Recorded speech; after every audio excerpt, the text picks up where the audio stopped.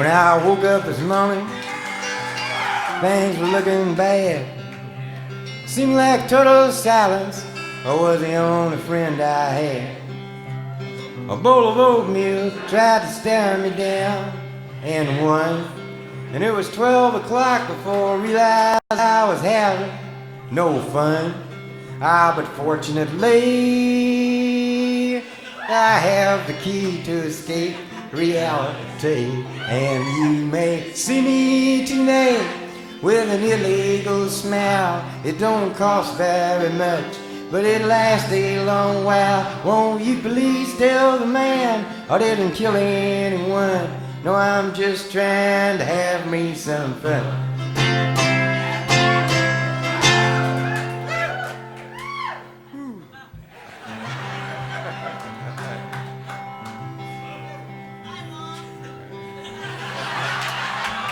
Well, last time I checked my bankroll, it was getting thin. Sometimes it seems like the bottom is the only place I've been. I chased a rainbow down a one-way street, dead end. And all my friends turned out to be insurance salesmen. But fortunately, I have the key to escape reality. And you may see me tonight with an illegal smile. It don't cost very much, but it lasts a long while. Won't you please tell the man what it is anyone? No, I'm just trying to have me some fun.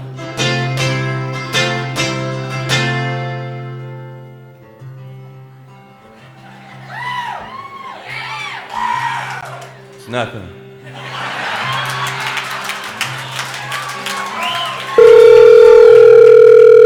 Welcome to the GCI Conference Center. Please enter. Well, I sat down in my closet with all my overalls. Thank you. Please stand by. All the years inside my walls. I dreamed the police heard everything I thought. What then? Well, I went to court and the judge. I'm sorry, your call could not be completed. Please try your call again.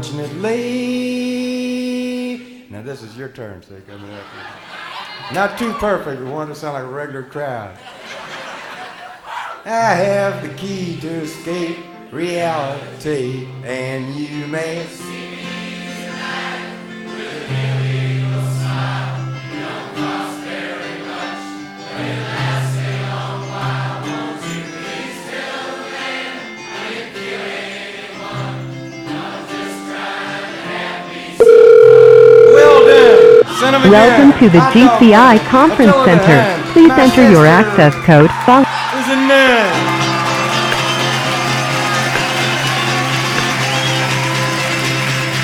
Thank you. Please stand by. If you are the chairperson, press the star key now.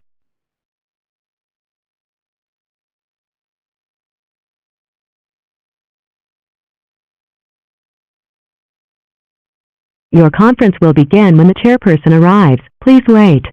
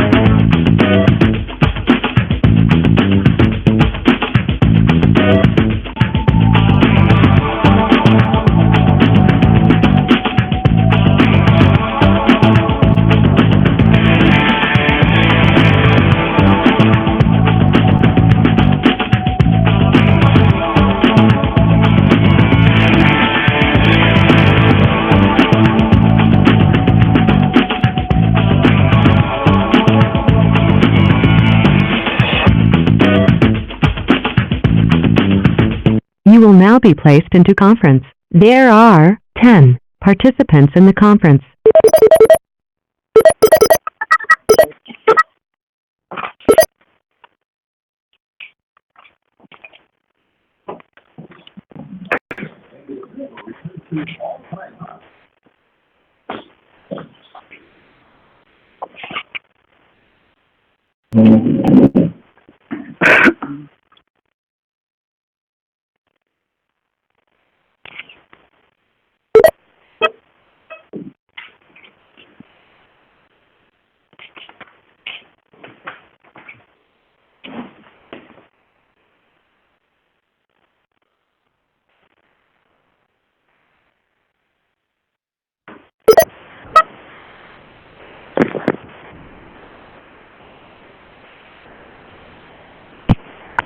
The conference is no longer in listen-only mode. The conference is now in listen-only mode.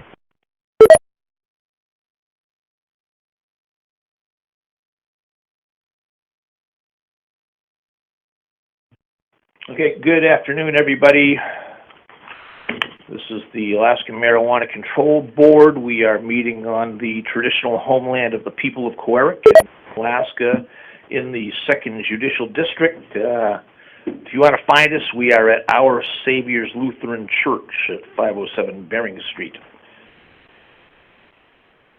And we'll call the regular meeting of September 11th through 13th to order. Can we get a roll call, please? Mr. Springer? Present. Mr. Jones is not with us right now. Mr. Miller? Here. Mr. Jaime? Present. Mr. Schulte? Here. Ms. Milks? Here. Ms. McConnell? Here. And I'm Ms. All right, I see you changed your name. Congratulations. Okay, is there a motion to approve the agenda? Motion to approve the agenda. Is there a second? Hey, moved by Mr. Miller, seconded by Mr. Jaime. Any change to the agenda? Not seeing any.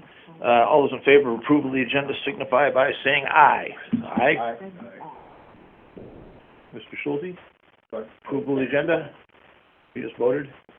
Okay. All right. Agenda's approved.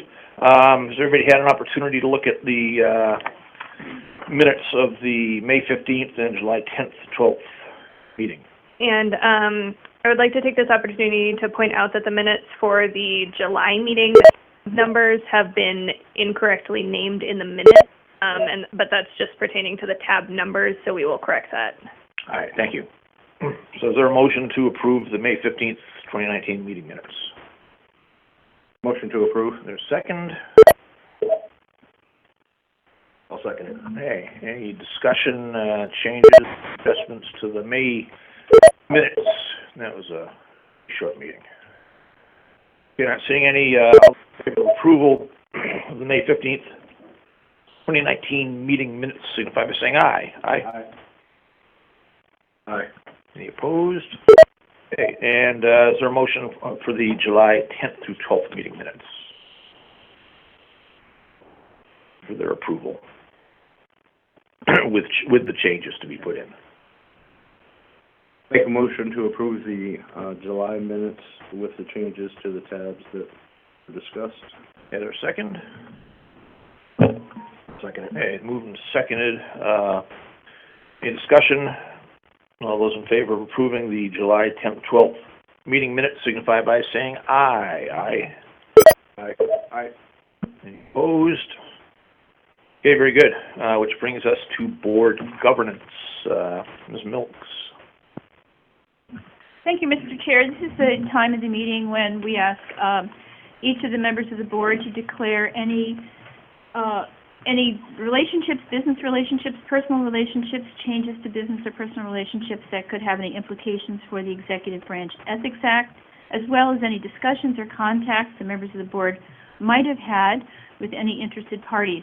Doesn't mean that there is a conflict in any of those cases or that any of those discussions is an ex parte communication, but all those things need to be disclosed to the board's ethics supervisor, who, Mr. Chair, is you. Thank you.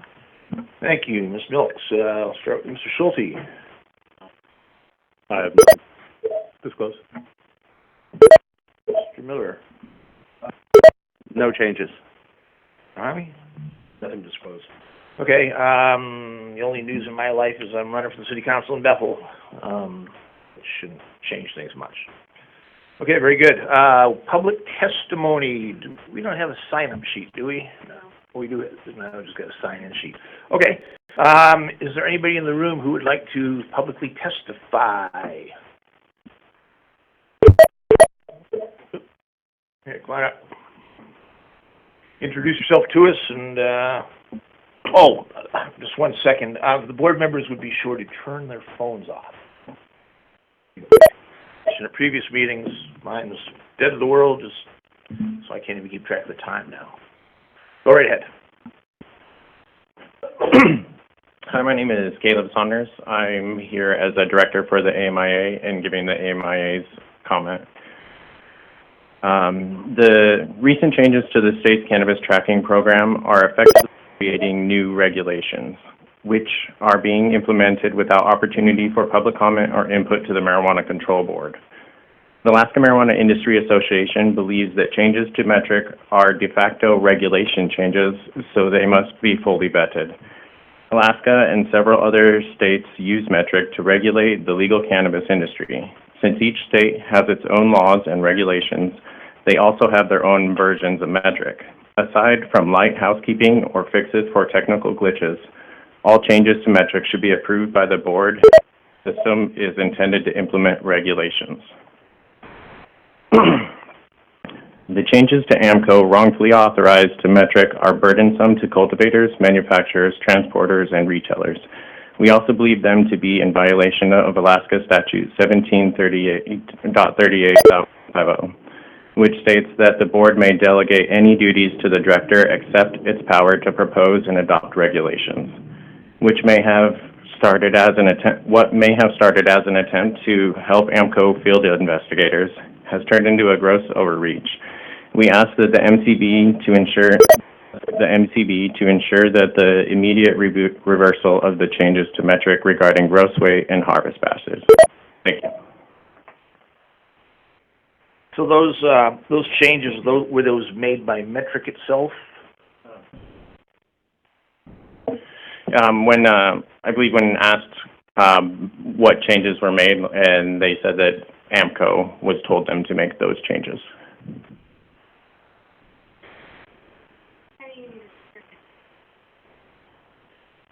Okay, there we go. Yeah, and I think this came up at the last meeting. There was some discussion about that. So yeah, if AMIA could send us some specific correspondence on that, that would be really helpful. Yeah, definitely, we can do that.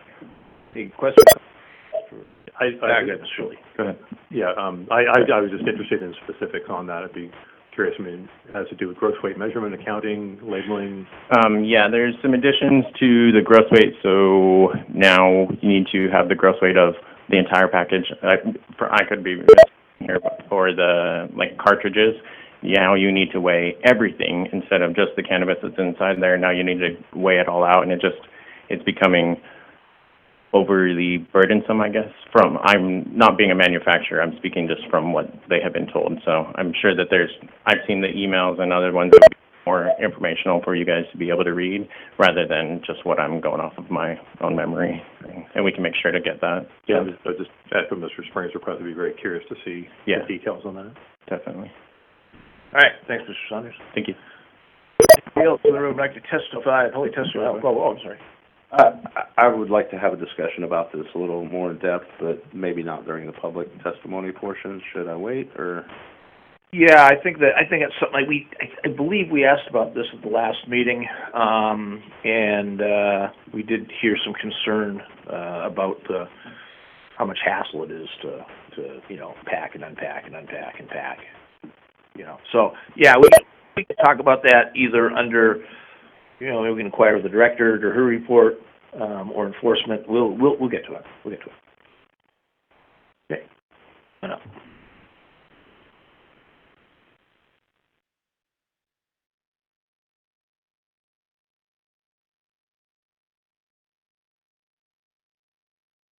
introduce yourself. Go ahead. Thank you. My name is Bill with Good LLC up in Fairbanks, Alaska. And my comments will be similar to the ones that Kevin brought forth to you as the one who made the public comment at the last meeting in Fairbanks regarding the changes to gross weight.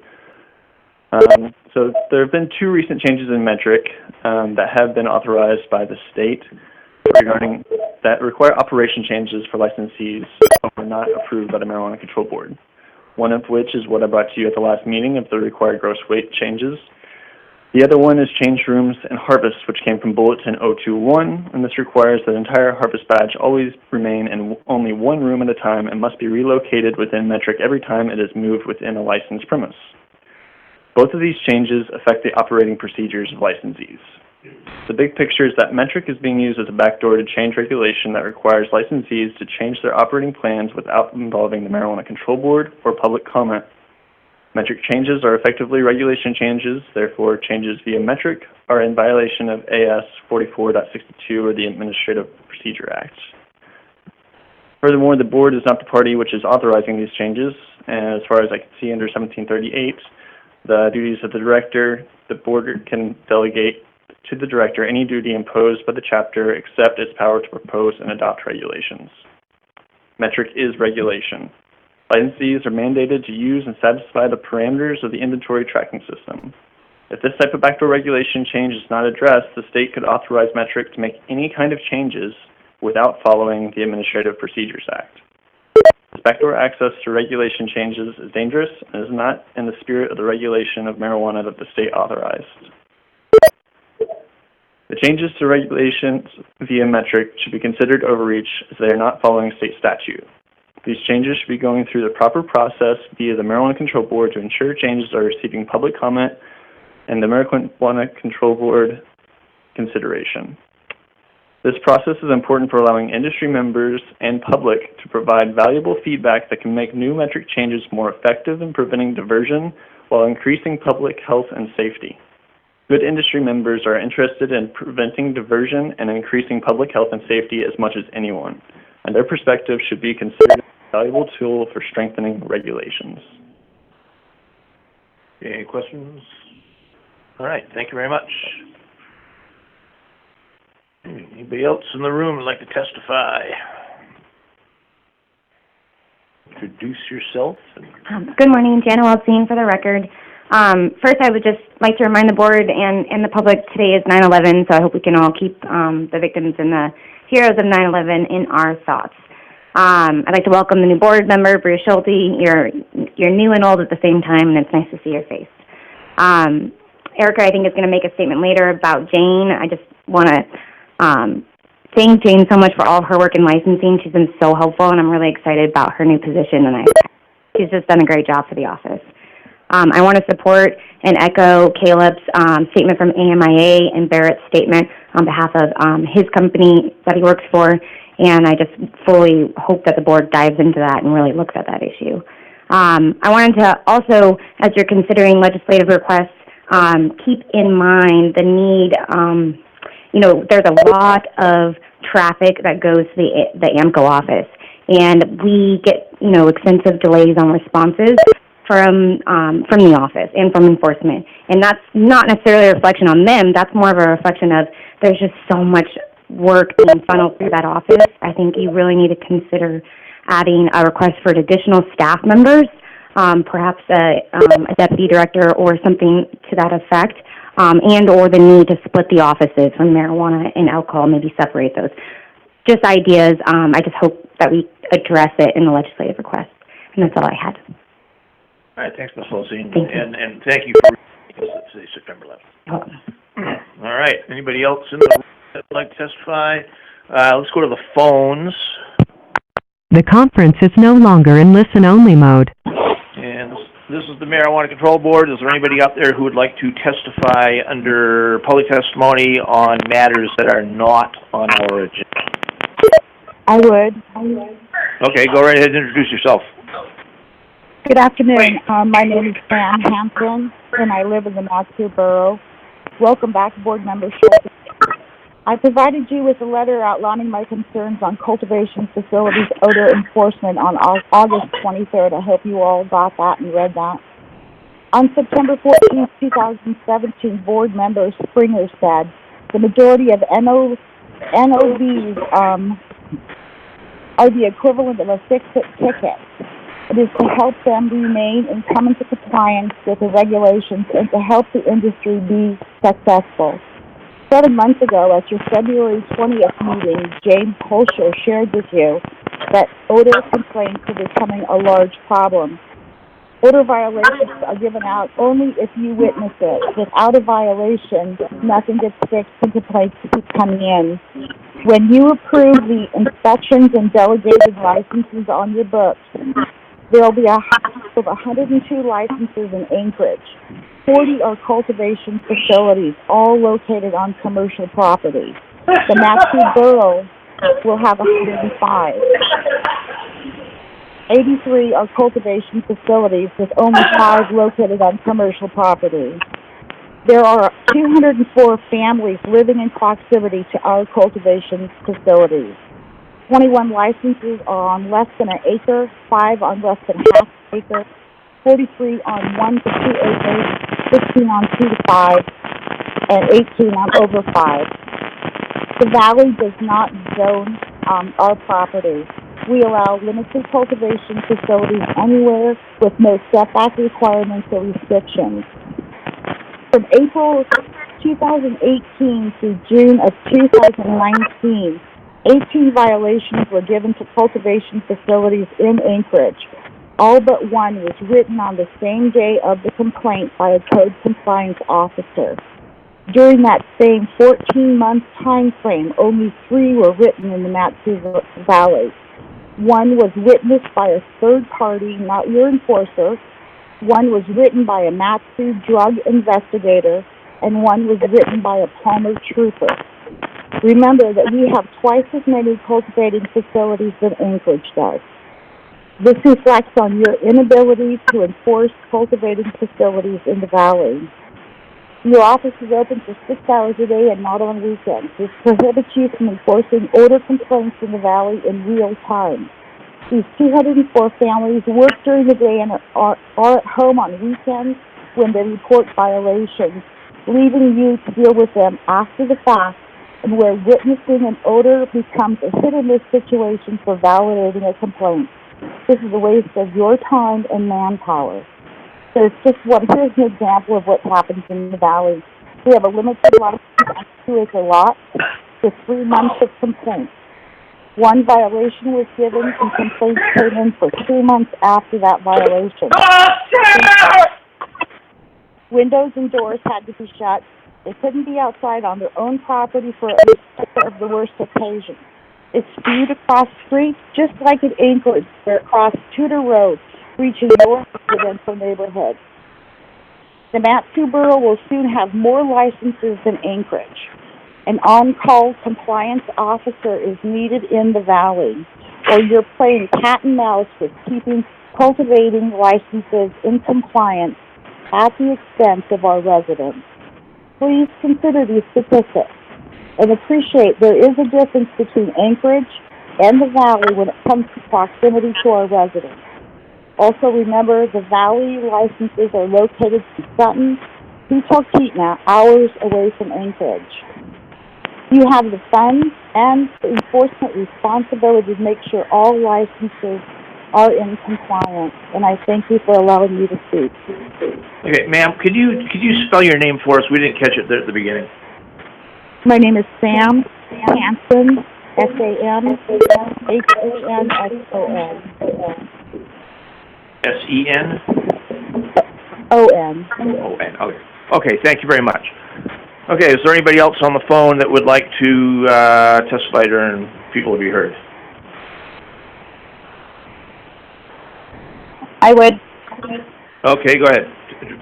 Identify yourself. For the record, my name is Lacey Wilcox. I'm a manager at THC Alaska in Juneau. Am I coming through okay? You are. Okay. So, hello board. Welcome back, Bruce. This is going to be familiar. First, I want to clearly state that my comments are in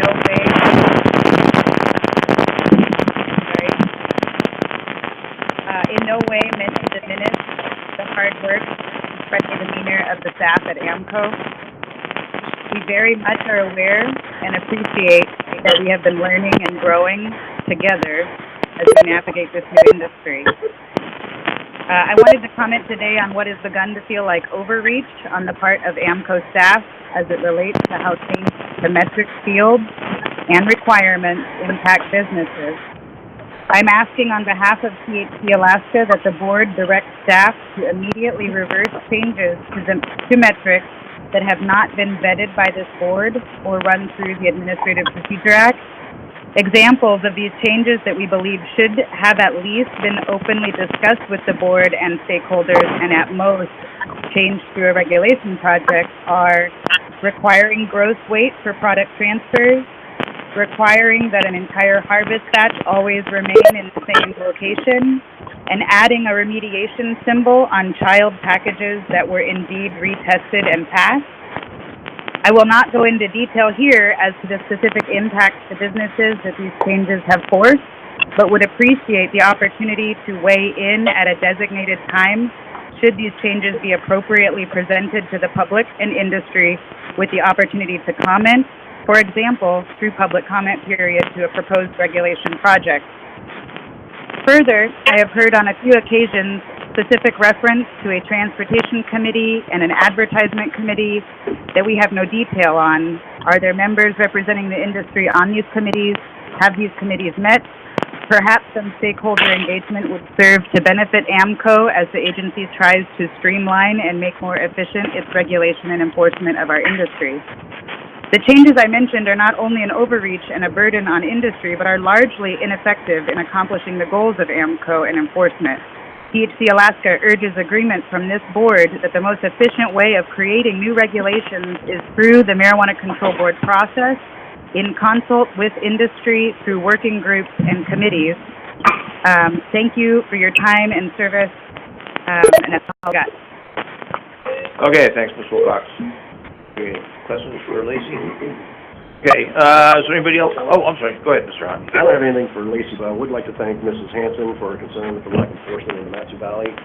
I think it is an issue. If there's more licenses in the valley and they're receiving fewer citations than Anchorage, there may be an issue that we'll get in the future. Okay, thank you. Okay, is there anybody else on the phone who would like to testify?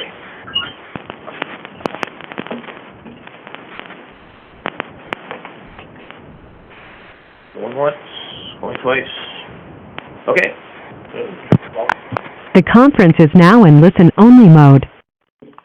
Close out public testimony. Thank you to everybody who spoke up, and we will now take up the director's briefing. Director McConnell.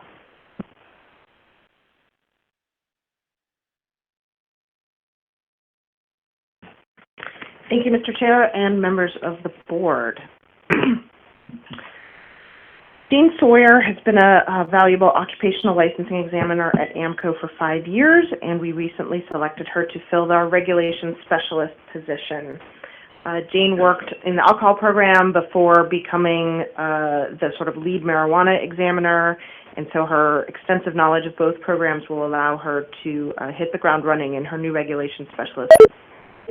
We have posted to fill the licensing examiner position and hope to have it filled in a month. That position will begin being trained on alcohol renewals, which is that season coming up this fall, and we are training one of our current alcohol examiners on marijuana. We have organized this will be our third third yearly metric training in person in Alaska in October.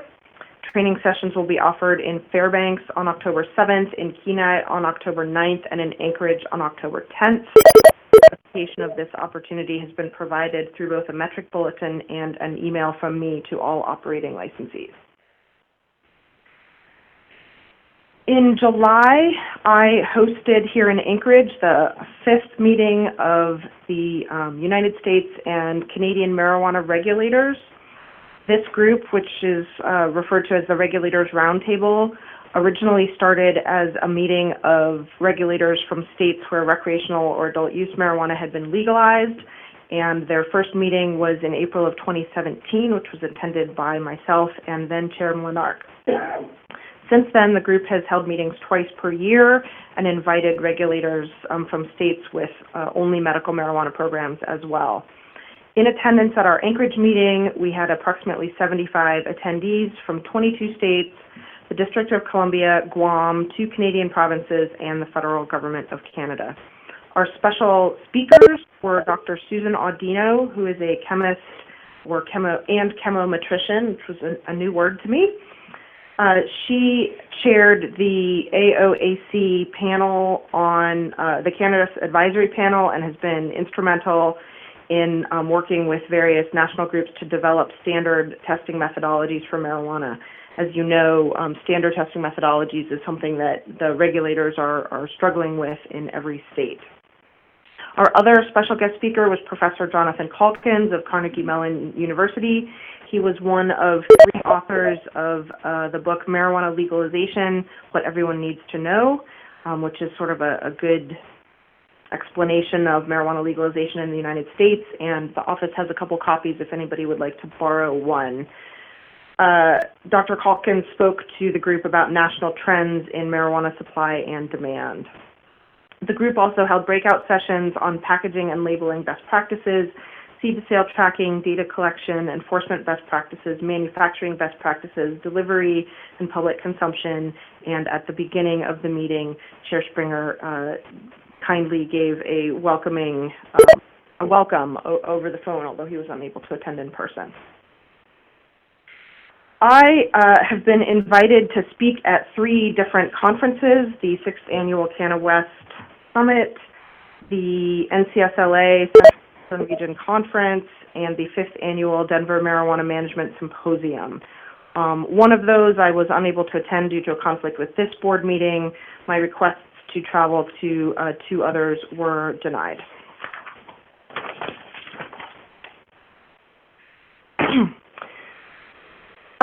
Just wanted to report on a little bit on the industrial hemp program. Funding for the program was cut by Governor Dunleavy's veto, but was restored through House Bill 2001 that was passed in special session and was not one of the vetoes in the second round. So the program will be moving forward. In July, AMCO submitted comments on the draft hemp regulations, seeking some clarification, not making any sort of policy advising or statements. Couple questions to ask the board.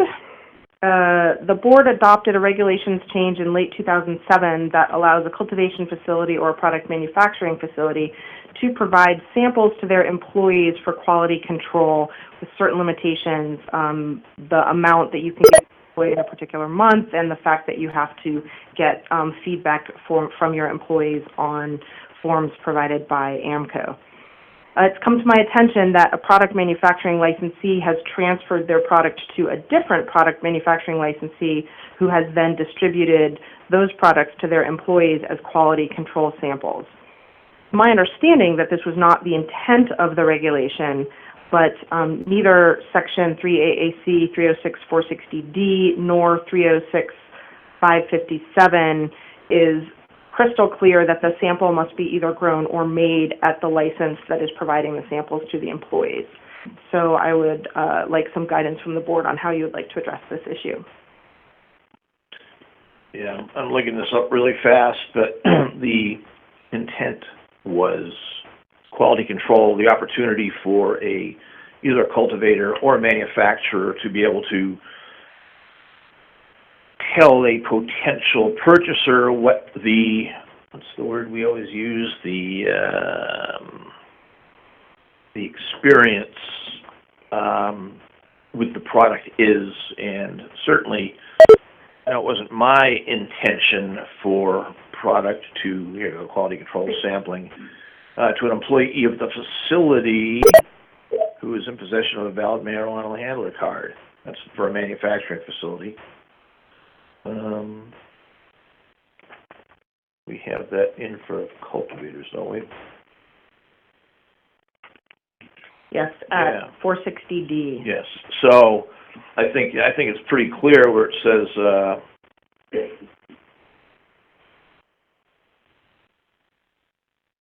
at least for the manufacturer, it's for an employee of the facility. I think that's pretty clear on the manufacturing side, and on the cultivate side should be just as clear. Samples provided to employees.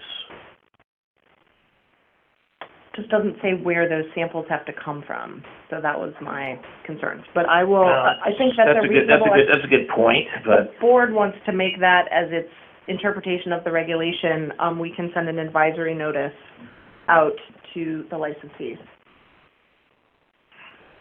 Good. I was just curious. The intent is for manufacturers and cultivators to do testing on their product, quality control testing. I hadn't considered people transferring it to another facility, but as long as they're getting the testing information back, which I hope they are, I'm sure you guys verified that in this particular case. I don't think it's a huge problem, and I don't see a problem with it. Some businesses have 3 employees.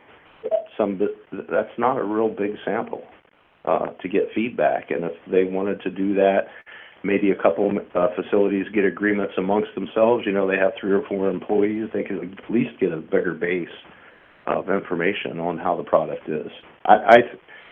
Although it wasn't the intent, I think originally when we were doing it, I don't see a problem with it. I actually do see a problem with it. They have customer feedback. That's where, if the customer demands it, they'll order more. As far as transferring it to other distributors or manufacturers, I disagree with that, even in small samples. I would like to just say the reason they're doing this is before they produce a big batch, to put it into the retail facilities to make sure it's something a customer would want. I wouldn't want someone to choose 1,000 units of something and then find out that, hey, this isn't going to sell. Because unfortunately, once it gets in that retail store, it's stalled out. We can't get it back. So, a bigger sample base to me for people to test it, I think it's a great thing. Like I said, I hadn't considered it in the beginning, but I think it's okay. Yeah, and I'll just say that as far as manufacturer goes, it could well be that a small manufacturer, neither the licensee nor their employees actually use what's getting made there. And if you've got a concentrate product, not everybody uses concentrates. And if you want to get some, experience feedback on it, it's much preferable to have it done. I'm not saying put this in, no, I would rather have it done by people who got marijuana handler cards that are employed in the industry than, not. I mean, there are commercial concerns here, just like, just like a brewmaster tasting the beer he's making, or, somebody in a distillery tasting the gin or the whiskey that they're making. But is this clear enough for you, Director? I've heard different opinions. Yes. Yeah. So. Why don't we, go ahead.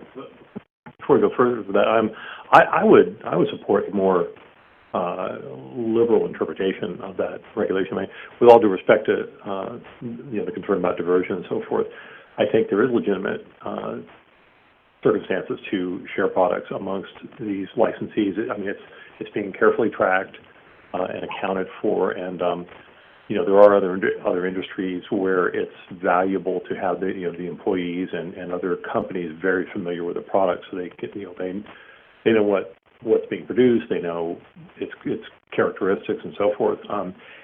And I would also offer, based on some previous discussion we've heard today, if we're going to clarify this, I'd kind of like to see the clarification come from the board rather than the staff. I think that's incumbent on us to nail down what is intended in the regs. Yeah, I was gonna suggest that if there's a need for guidance, that it be that the board wants to maybe consider this at the next meeting. We can put this on the agenda. We can talk it out. See if we think we do need to tune up the regulation a little bit in either direction. But advise particularly manufacturers that they should be keeping it under their own roof. Although they can't be consumed, it's given to, that's the other thing, is it's provided to an employee for consumption off the premises. So that's, also part of it. I don't think we opened too big of a Pandora's box with this regulation, but I think we can, we can kind of paint the sides of it. But just one other note kind of goes on what you were just saying. I'm looking at the reference section that's noted in the director's comments, and the last paragraph does say samples that leave the licensed premises are packaged, and it goes on to elaborate. So it does sort of imply that samples could leave one licensed premise to go to another. So I could see how somebody might interpret it that way. So, whether it was intended or not, I think, as you say, maybe this is a topic for the next meeting, and maybe we need to clarify this one way or another so that there's no misunderstanding it. Thank you. Thank you. I will put this on the next agenda, and certainly I was bringing it to the board because I felt it was appropriate for the board to make the clarification. Another issue, which I don't know whether it'll be an issue or not, is that a product manufacturer licensee has transferred products to a different product manufacturing licensee, and that second licensee has then repackaged licensee A's products to transfer them to various retail facilities, which is sort of acting as a distributor. Is that an issue? Does the board have any issues with that? Again, I think there was talk at the beginning about sort of distribution licenses or that sort of thing, and that obviously didn't happen. I think that would have had to be done through statute, but I wanted to bring this to the board's attention.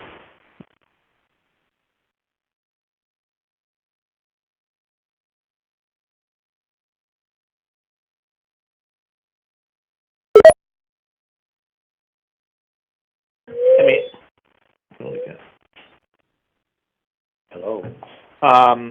Under Section 5, under privileges, it does say that a manufacturer may sell, distribute, or deliver marijuana extract or any marijuana product only to a licensed retail marijuana store or to another licensed marijuana product manufacturing facility. So that's clearly allowed.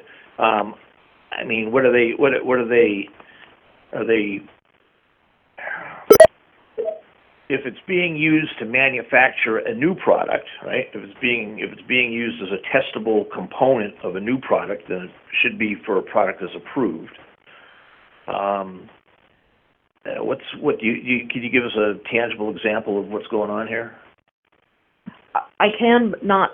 I'm not prepared to pull it up right now, but would you like me to put this on the next agenda as well?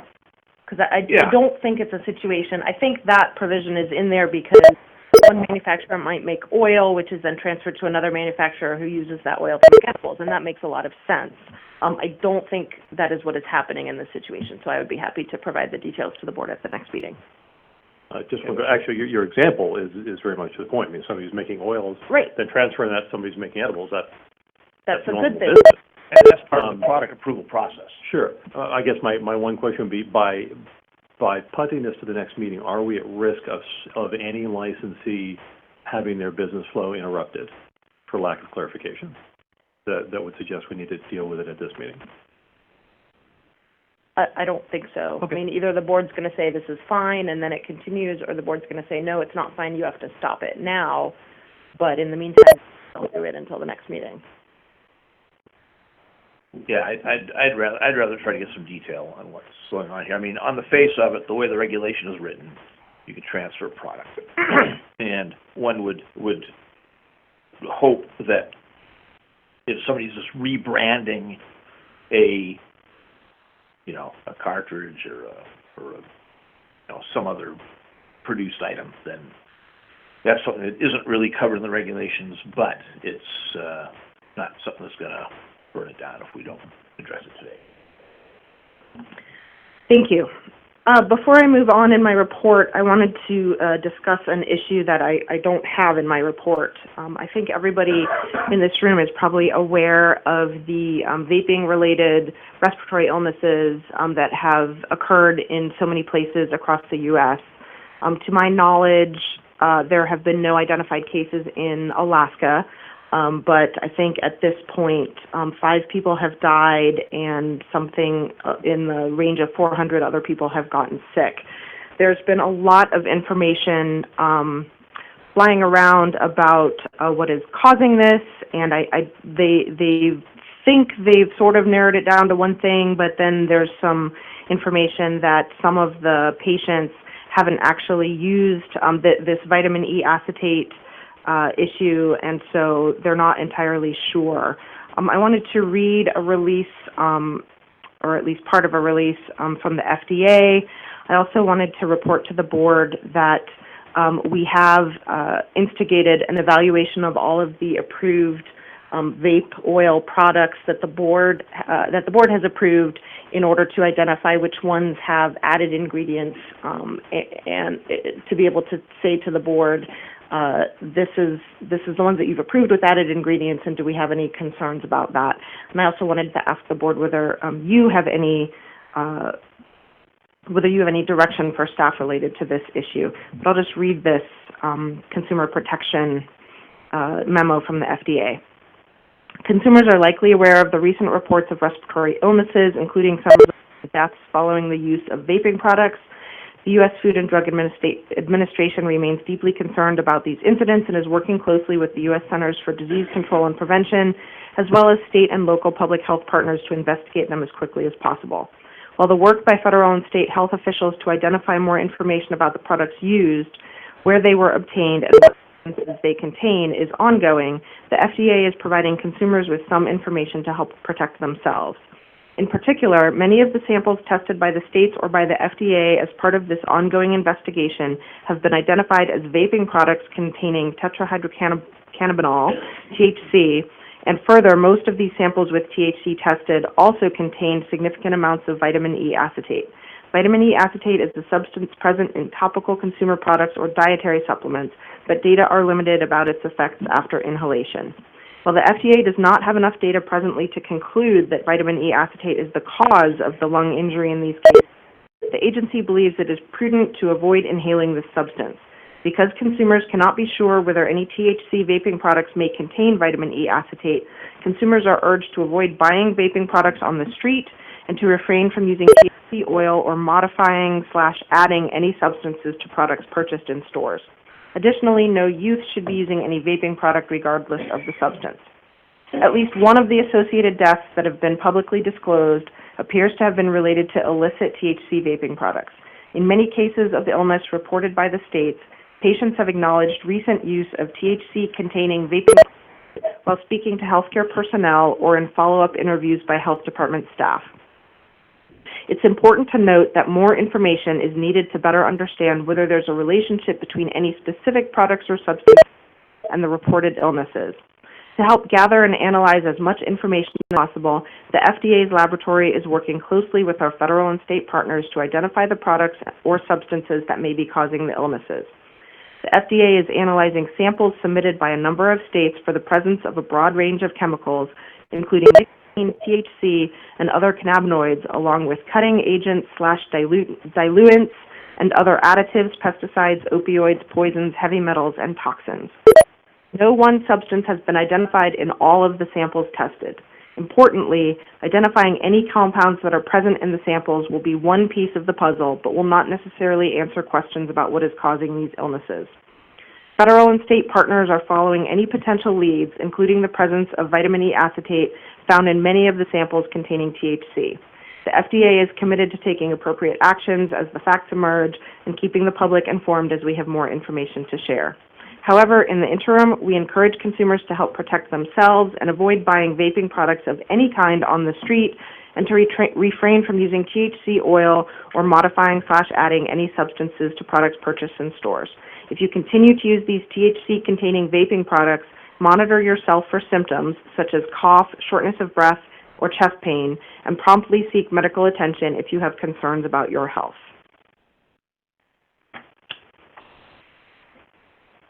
Yeah, thanks. That has been the news, and that, number one, points to why having a good, solid testing program in the state is so important, number one. And that's why we sometimes drill down a little ways when we're approving a manufactured product. We know that there are several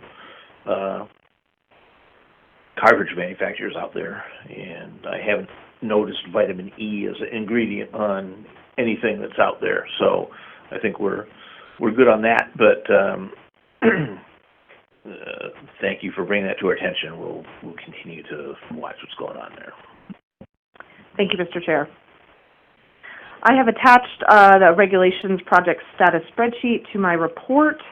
I recommend that the board open a regulations project to change the word "and" to the word "or" at the end of 3 AAC 306-630B2. This is the section that talks about the required qualifications for a scientific director at a laboratory.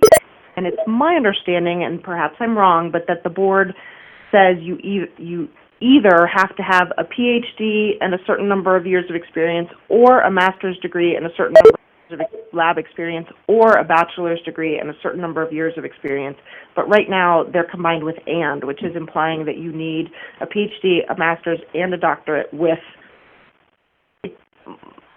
like 15 years of experience total. And I don't think that was the intent. I don't think that's how the board has been implementing this section, but this ought to be corrected.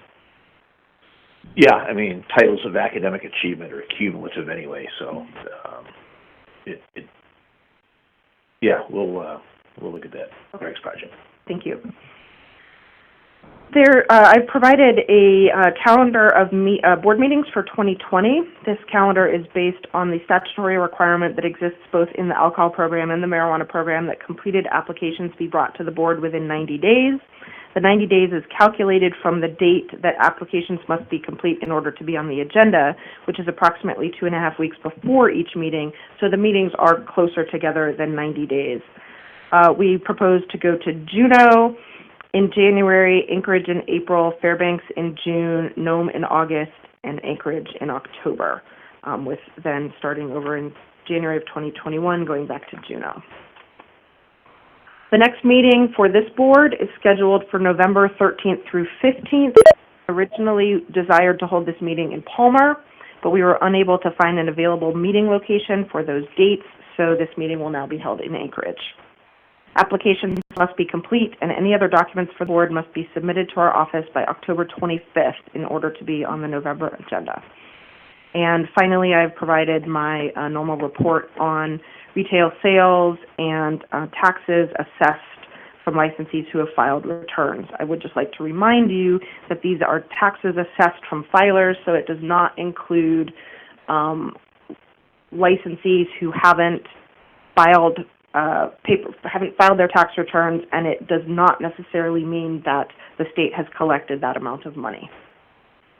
Be happy to answer any questions. Yeah, those are nice, impressive numbers. Are there any questions for the director? Go ahead, Nick. Can we take a few minutes to talk about the metric changes? Yes. Do you want me to start? Yes, please. Okay. You may remember, I don't know, sometime last year, the board and you and I all talked about whether there needed to be some regulations amendments to discuss what was required in Metric. I think one of the fundamental problems is that Metric is a brand of software that provides inventory tracking for marijuana and we work with Metric on a contract that lasts for a certain number of years, and after that contract ends, we have to put out an RFP and evaluate new proposals for an inventory tracking system, and it is not outside the realm of possibility that a different company that provides a different software product may be selected. So to write regulations that are very specific to how metric works could become entirely invalid if a different inventory tracking system was selected in the future that worked in a different way. So that is problematic to then have these specific regulations. At the last meeting, one of the gentlemen who offered public comment had specifically said that there had been no notice about the issue of gross weights of packages, and I had told the board that I would look into this and would provide more information, but then during Investigator Holscher's report, he was able to provide information that there had been notice of that change, and I had thought that that was the issue and that that had been resolved. I can certainly, I think Mr. Holscher is available to talk more specifically about that particular change and why that change was made. The other change that was mentioned today, I was entirely unaware of it and just saw a metric bulletin number 21, which talked about new features. I haven't had a chance to look, to read through that bulletin, so I don't know what new features they are offered. I don't think any of these were requested by the staff, but I will certainly look more into it and will for sure, even if you hear more from Mr. Holscher today, I will for sure put more information on the next agenda, in my next report. I don't know, I mean, there are certain things that we expect licensees to do in metric that are not, I mean, the regulation just says the licensees have to comply with the inventory tracking system. Well, who's setting those rules? I mean, do they have to, like, there's a place to put in the amount of money that you sell your, that you're wholesaling your product from the product manufacturer to the retailer. Well, do they have to tell the truth about that?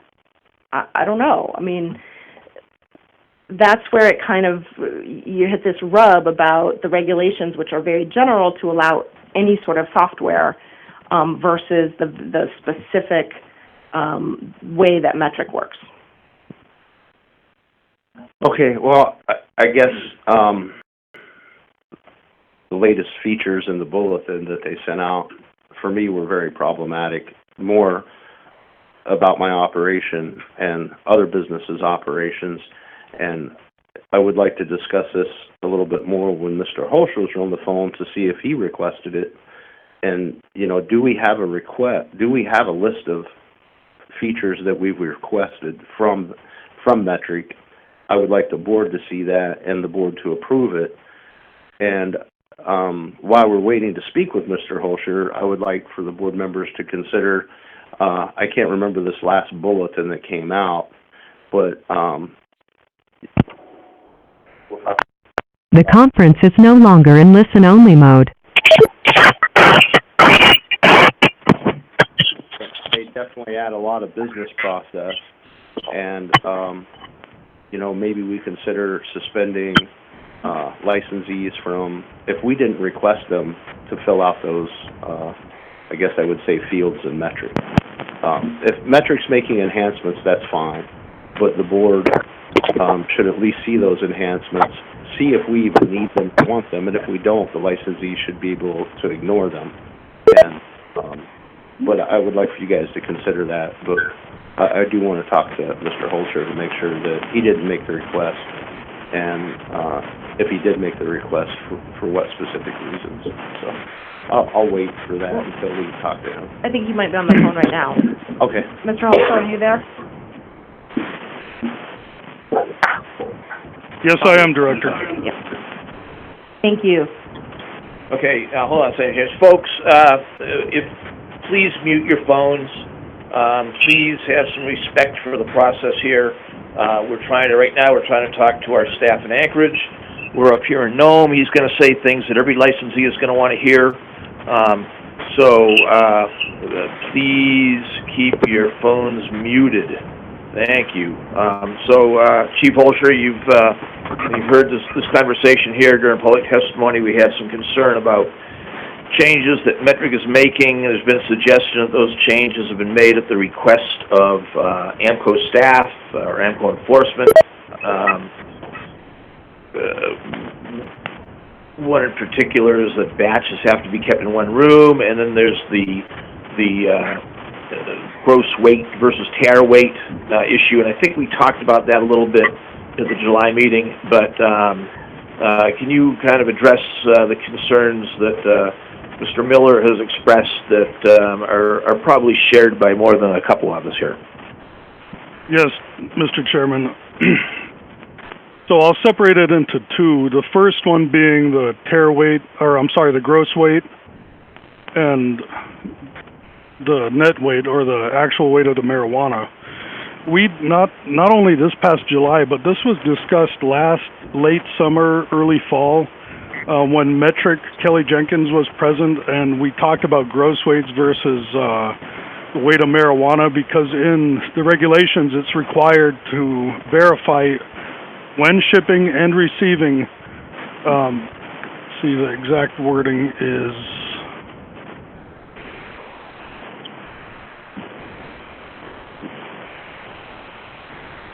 when a marijuana establishment receives marijuana or marijuana product transported in compliance with this section, the recipient of the shipment shall use a marijuana inventory tracking system to report the type, amount, and weight of marijuana or marijuana product received.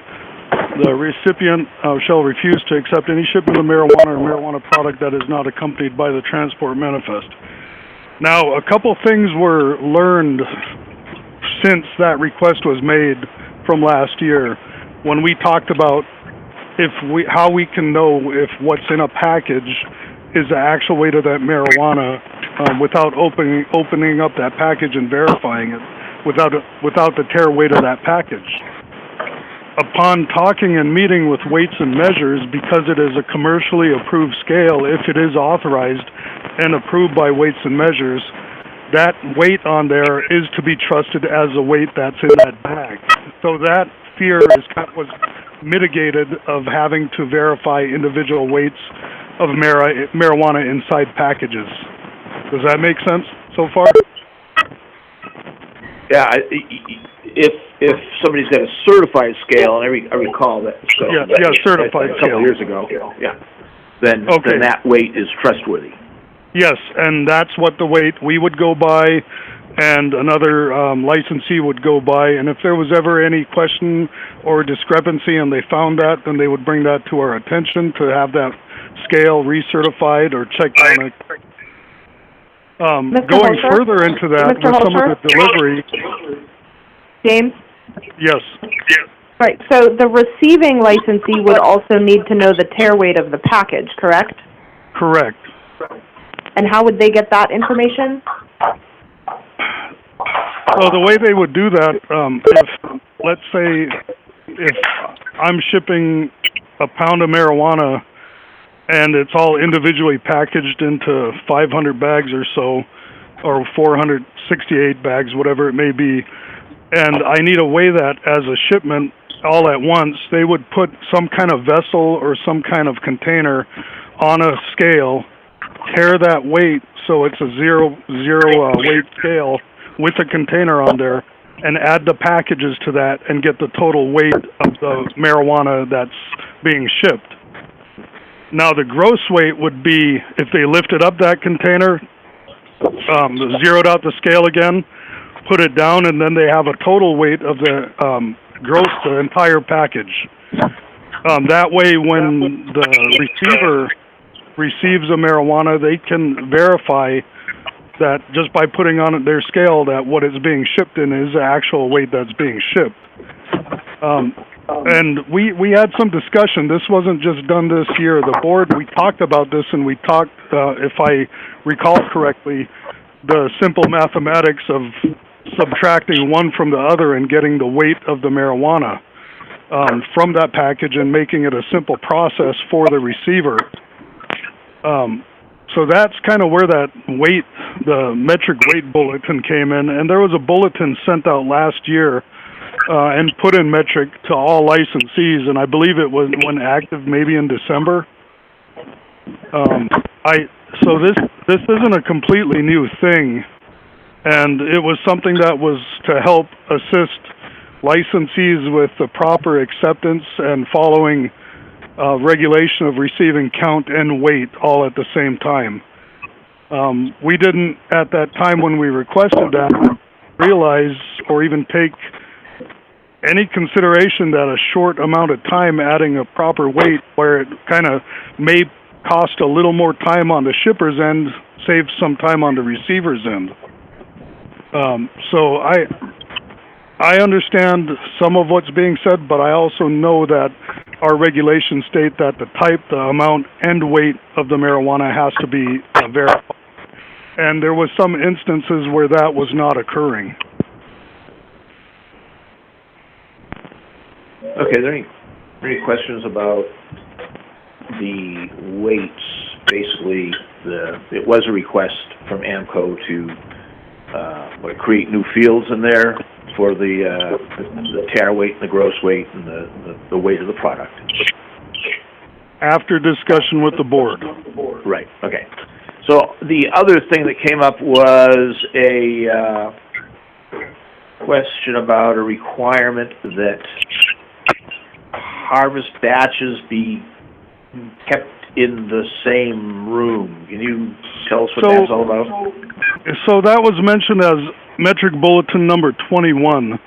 And I guess the example I can give is same as Erica's. Metric is not only utilized by Alaska, it's utilized by numerous states, and they have one program and they kind of tailor it to each one, but they don't make a lot of changes. And for each one, for example, every one of our retailers is still called a dispensary. When you click on and you log into Metric, it's not what our license types are called specifically because they can't tailor it just for Alaska. It's just says stores and dispensaries, cultivations, licensees, processors and manufacturers, and testing labs. And the bulletins, the changes that they would make in Metric and send out a bulletin, I looked at the dates that bulletin was created back in August. I think August 26th. I just received it from Metric after hearing the complaint and searching my inbox. I did not see us receiving a bulletin for number 21. The distribution date was the 23rd. I checked all my bulletins from Metric that were sent around that time, and all I received was bulletins number 22 and 23. I didn't receive 21, and glancing through it fairly quickly after listening into this phone call, I see that there's just new features in there, and it says they're pleased to provide information on newest enhancements within the software. And there's some wording on certain areas where it says, if applicable. So I think some states are requiring what is, some states may require harvest stay in the same room, flowering plants or whatever stay in the same room. I know we don't, and I haven't scrolled through our Reddit completely, so I can't speak to where they're coming from with this, but I would imagine that they sent out a blanket bulletin for everyone for each state just to say, hey, we have all these new features, and if you want to use them, you can. That's where it says if applicable.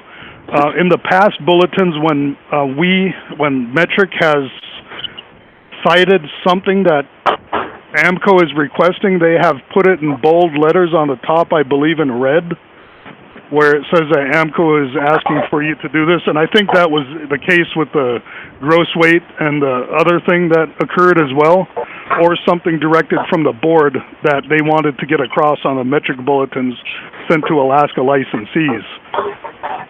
But with all that being said, I am unsure why this was not sent to us, number one, and number two, if they're just trying to make some additional things for other states. I will do a little research and find out, and when we come back, when the director gives back her report to you, I will submit an additional report to her with my findings. Okay, thanks, James. So it might be helpful if we could get an advisory from AMCO saying which metric bullets actually apply to Alaska. Because clearly, if this Bulletin 21 comes out and says, oh yeah, this is here, start using it, although it doesn't have the big letters that say it's for Alaska, people are going to think that it does, and I can understand how that could create some unease. And since it is a, it's like, Microsoft Excel, and if you're making spreadsheets for your business, you want to have your logo in there, but you don't use all the features. It's a stupid metaphor. But if we could get some guidance out to the industry as to which bulletins are in effect in Alaska and which ones are not, I think that would probably be a very first helpful step. So thank you. Let's finish up with the director, and then we'll go ahead. I would like to Nick. I would like to get the board to, I don't know how we would do it. I'm not sure motion's the right way to allow licensees to ignore the new features in Bulletin 21 until AMCO has the opportunity to review them. And if they see they have any value, they bring them to the board for approval or disapproval. I'm barely here. I think that's fair. It gives the licensees the proper guidance to not do it at this point, and then it also gives enforcement guidance as well. But if they do see something that's valuable in this new bulletin, that they could bring it forward to us at the next board meeting, and we could put it through the process then. Mr. Chairman? Bruce? Hold on there, James. Good, Bruce. Yeah, thank you, Mr. Chairman. I support what Nick has just suggested, and I would welcome the opportunity maybe to work with him on some language for a resolution toward that end. That said, I think I have some more questions that perhaps the director or Mr. Holscher could answer, because I want to make sure that I'm clear on what the scope of Bulletin 21 really is, because I'm not clear on whether it has to do with weighing or the disposition of product within a facility. So if we could get some clarification on that, on the maybe even Bulletin 21 itself, that would be super helpful. And then again, perhaps Mr. Miller and I could work on a resolution and bring to the rest of the body before we adjourn on Friday. Through the chair, Mr. Schulte, both Mr. Holscher and I have just received Bulletin 21, and I would be happy at a break to put it onto your laptop. And James, were you going to add something? I was just going to ask to word the motion carefully where it's not ignore Bulletin 21, because there are some things that they're citing in there that are required by regulation. So I would just say any changes or additional changes that Bulletin number 21 addressed, ignore until further guidance. Yeah, okay. I think we're going to have probably an opportunity at a coffee break to sidebar on this with people who have read it and are trying to live with it and ourselves. So, yeah, we'll get to it before the end of the meeting. That sound good? Okay, great. Director? I'm finished. All right. Next is legislative requests. And we've got the laundry list that, started on day one. Thank you, Mr. Chair.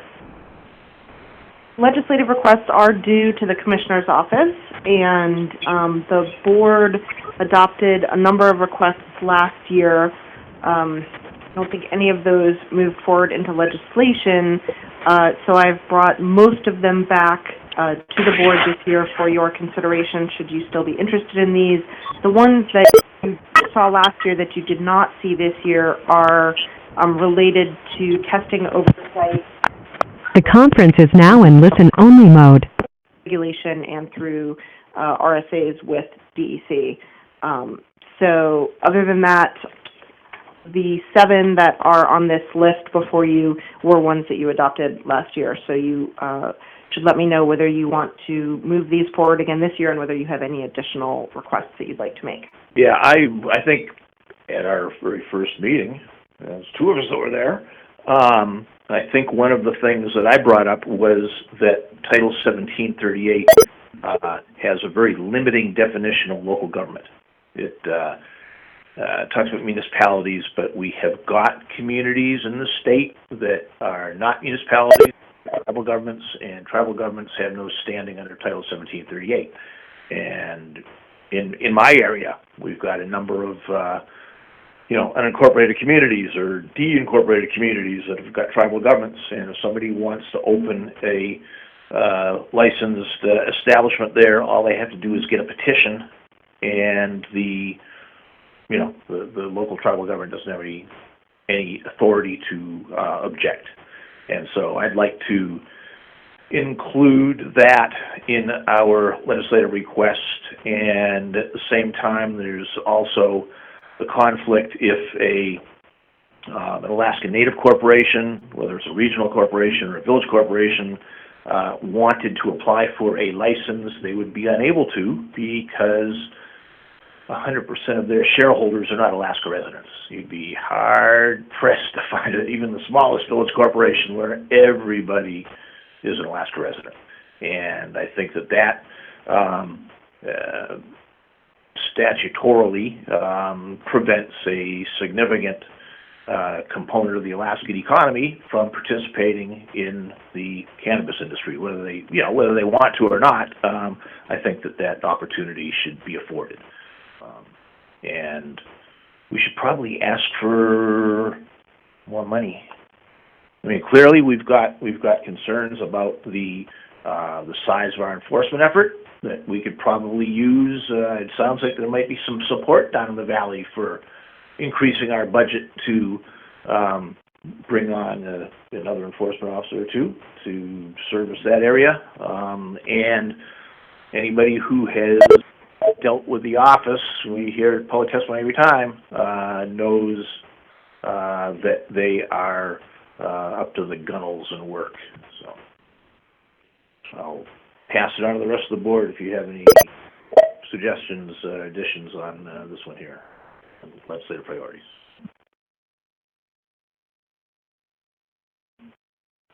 All right. Yeah, go ahead. So I was reading through these pretty carefully before the meeting, and some of them go back to some of the earliest meetings, and I mean the tax structure, just hands down, is probably the biggest single issue I think facing the industry.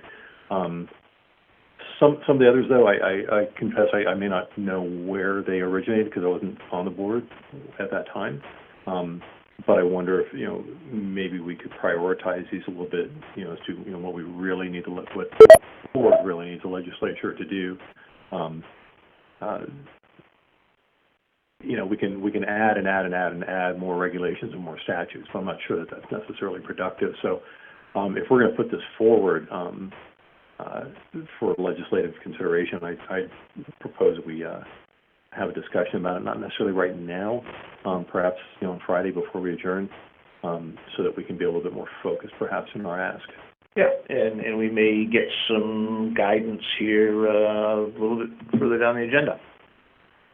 In fact, maybe have an opportunity to talk about these a little more. Some of these are clarifying, and they're not, I mean, we could develop regulations out of some of them. We don't necessarily have to, but having the statute amended for some of these, I think is pretty important. So yes, we will continue to talk about this. All right, then we will move to the enforcement briefing. The conference is no longer in listen-only mode. And folks, we'll ask you once again to mute your telephones, please. We can hear conversations, we hear strenuous noises. We would like to hear Chief Holster's enforcement report only. Thank you.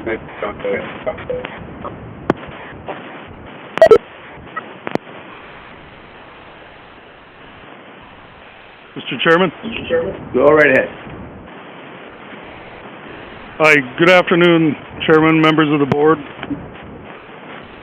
licensees, members of the public. My name is James Holstrom, the Chief of Enforcement for Alcohol and Marijuana Control. As you can see from my very brief enforcement report, the major thing that I have to report to you is that we have reopened the recruitment for our Special Investigator 1 in Fairbanks. The opening closes on the 17th, so in 6 days. And we have been focusing on filling the position with experienced individual that exhibit strong work ethic, dependable, positive, self-motivated, and fits in with our team. I will update the board as soon as I am able to make a hire for the second position in Fairbanks. I apologize to the Fairbanks area licensees. As of the past 2 weeks, I've had our only current investigator that's positioned in Fairbanks called out to orders to assist with the fires down in this area, up near Talkeetna and down near on the Sterling Highway. So he's been pretty busy this past two and a half weeks. I do have an investigator flying up to Fairbanks tomorrow to do a couple inspections as they've been waiting on. We've been giving people the opportunity to mail in some of their applications for marijuana handler cards if needed to the Anchorage office to issue them from this office. But we hope by next week we will be running back to at least half speed with one investigator. Is there any questions regarding those two things? Don't appear to be. All right, so as you can see, there's a typo on my dates on my enforcement activity. On the first column, the 28th is supposed to reflect the 23rd. But the enforcement numbers, I don't really have anything specific to say about them other than they're always increasing, and if they warrant any type of explanation, I'll be happy to provide it.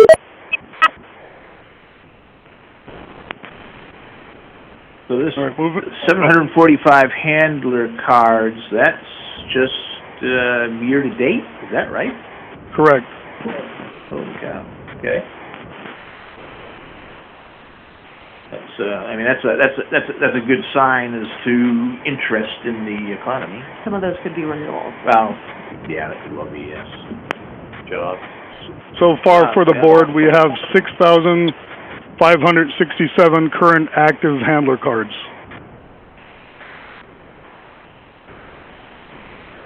What's that number again? 6,567. So the potential marijuana workforce far outstrips the workforces in a number of other industries in the state. Did I mention jobs? I think I may have heard it from over there somewhere. James, as usual, it's a very colorful report, and so if you were just going to tell me anecdotally the ratio between alcohol jobs and alcohol work that you do and marijuana work that you do, approximately what's the ratio? You know, we try to be fair because we serve both, and we try to have it a 50-50 split. We definitely have more alcohol licenses that we do inspections for in general and walkthroughs. But those inspections take far less time than the inspections for the marijuana businesses.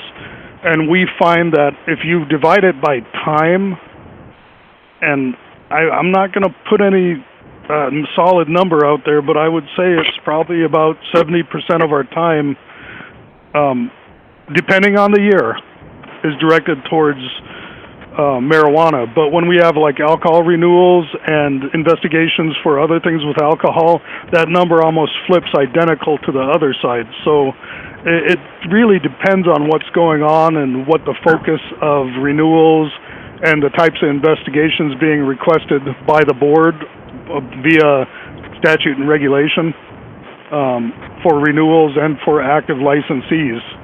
So I would say it would have to be on a consistent, maybe a 60-40 with marijuana, more on the heavy side. Okay, great. You probably heard, or the people you heard, you probably saw the correspondence from the lady, and there's concerns down in the valley in particular, where cultivates, small and standard, are on, private property, residential property, in some built-up areas, some not so built-up areas, but concerns about, and the concern that was raised was odor complaints.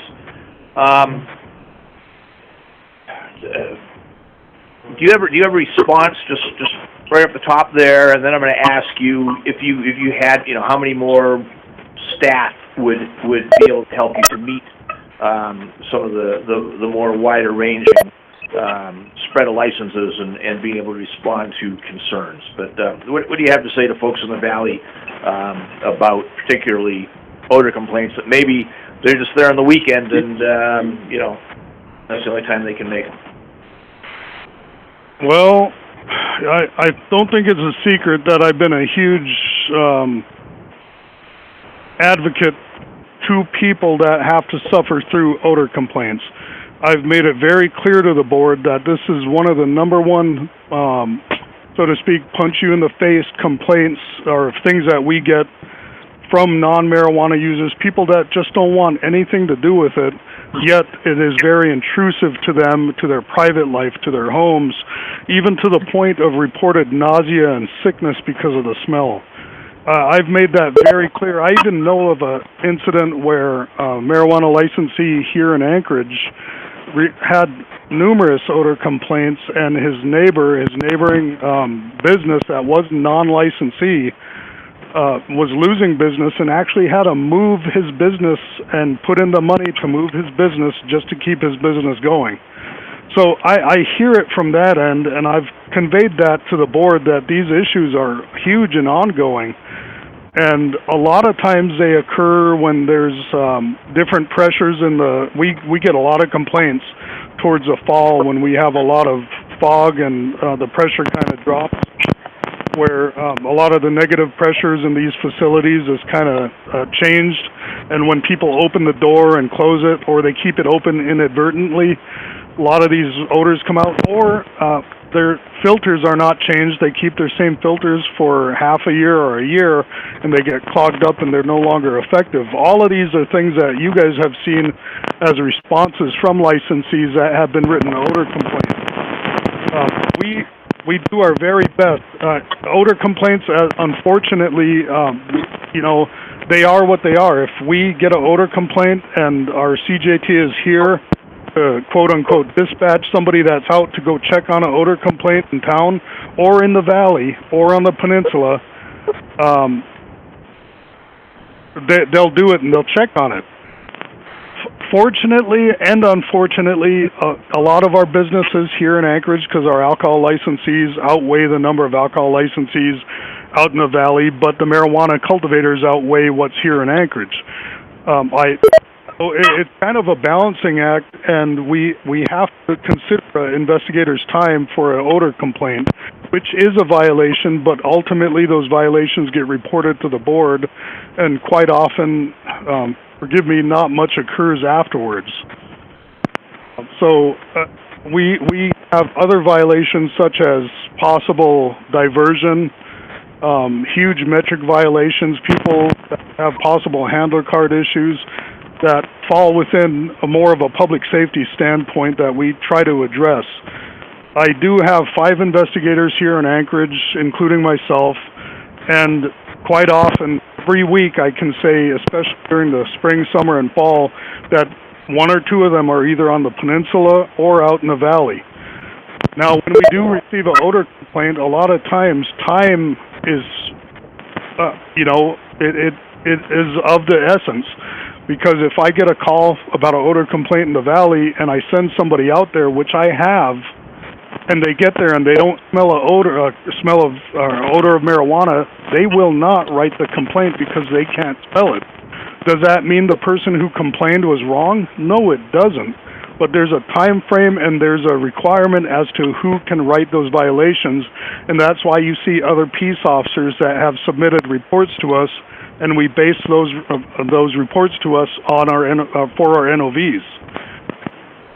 If other agencies, Wasilla, Palmer, the state troopers were to report that they smelled the odor of marijuana from a facility, we would in turn write violations.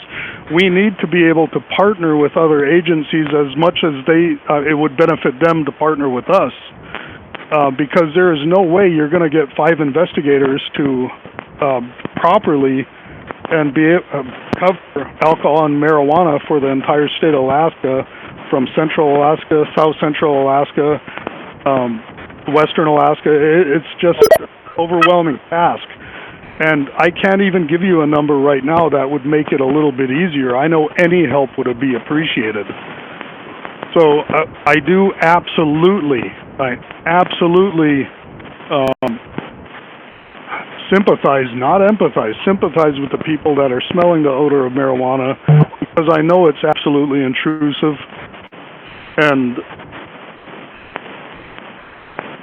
I don't know what more to say other than we are doing our best. We are trying.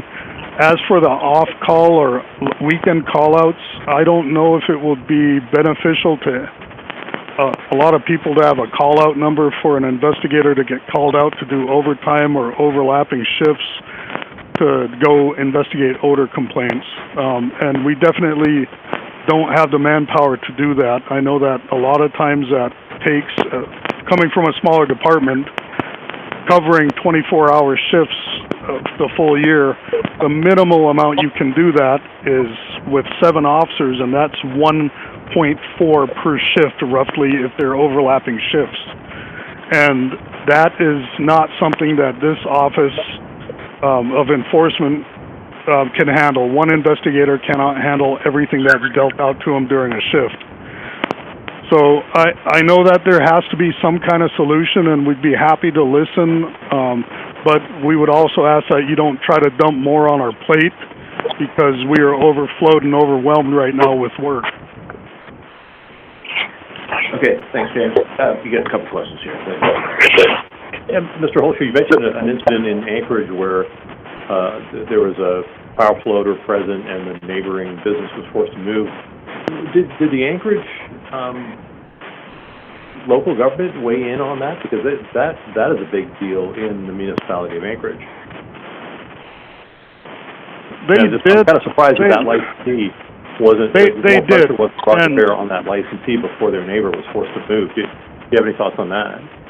I know that every time we got a complaint, we would CC the local land use, and they had a lot going on with other cultivation facilities, and I know they went to administrative hearings for odor on at least 1 or 2 of them, and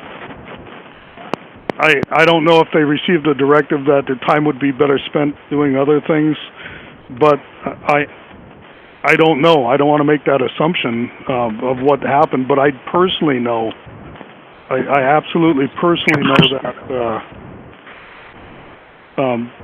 one of the businesses did have to move. Just one more follow-up question. And this may be hard to quantify, do you have a sense of what percentage of your staff's time is spent on responding to complaints of odor as compared to other issues, diversion?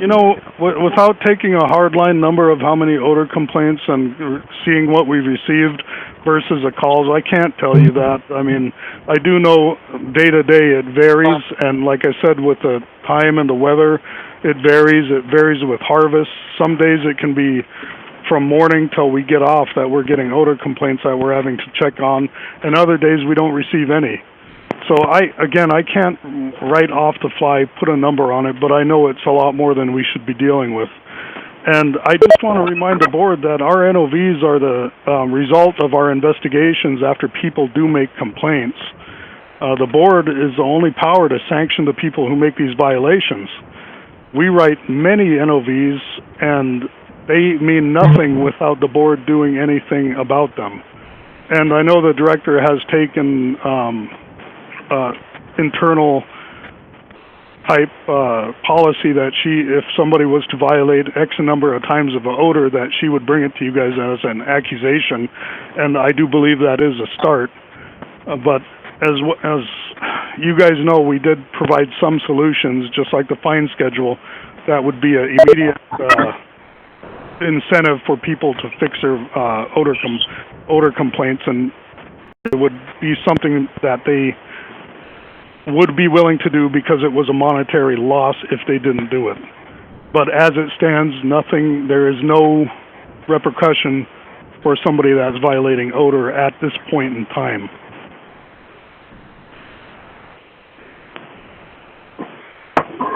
Okay, you good? All right, do you have anything else to add on your report, James? I do. I have a request for clarification and something a little off my report for clarification that I did not put in. So the first one is fairly simple. We found that some licensees are advertising and labeling their business different than what the board has approved than what's on their business license. And according to 306-020B1, Okay, folks, you want to mute your phones. I hear somebody's phone ringing there. I hear people coughing in the background. Please mute your phones. Thank you. Go ahead, James. and 3AAC 306-100C, they both basically say that the name of the applicant and any business name the applicant will use for the proposed marijuana establishment, that's in 306-020B1. And then in 100C, it says board approval of a change in a licensed marijuana establishment's business name, ownership, licensed premises. So that kind of tells me that if, let's say, if we had a licensee called Northern Skies Edibles, and they're just putting on their labels Northern Skies, that doesn't fit with what this says. And I want to know from the board, how closely do you expect licensees to adhere to these two regulations? And do you guys want them to follow through with what name they put on file with AMCO and their business license on their labels? Well, I'll take a stab at that. I think if I had a licensed business that had the name Buds in it, and somebody else had a licensed business that had the name Buds in it, I certainly wouldn't want them to just be going by Buds. I'd want them to say whether it's boiling buds or smoking buds or stoned moose buds, because we do have a lot of names that are very similar. There are a lot. And truth in advertising, you know, I mean, really very fast anecdote. Mark Heichel started an airline out in Emonic called Delta Air Service. And one day after he had been in business for many years, he applied for a bypass mail contract, and he got a letter from Delta Airlines' lawyers saying, you got to change your name. So, I mean, I would expect people to use their correct name in all circumstances. Mr. Schulte. Thank you, Mr. Chairman. I appreciate Mr. Holtz for bringing this to us. I think it's this, amongst other things, it's a really good opportunity for the board to set a direction, just to say, okay, here's where we stand on this. And I'm not proposing a specific language right at this moment, but I think this might be one of those ones where, you know, where we say, look, if the name used is, you know, if a reasonable person would not misconstrue the name used for another business or another business type, you know, it's acceptable. You know, I guess the question I would fall back on is it affecting public health? Is it somehow leading to diversion of product of mind? All the things that we would all agree are unacceptable. If it doesn't fall in one of those categories, I'm not sure that we really gain anything by saying, oh no, you left out the word and, or you left out the word LLC, or, you know, the abbreviation LLC. So perhaps this is one of those ones where I'd be happy to pencil out some sort of resolution specifically addressing Mr. Holtz's request for clarification that the board could consider on Thursday or Friday, if that sounds reasonable. Mr. Chair, if I may, just to add to Mr. Schulte's comments, and this is totally up to the board, but I'm just going to throw out another factor. What we're dealing with here are businesses. They're up and running, successful, for the most part, businesses. And in business law, there's a concept involving confusion in the workplace, confusion in the mind of the consumer. So just throwing that out is another thing to consider.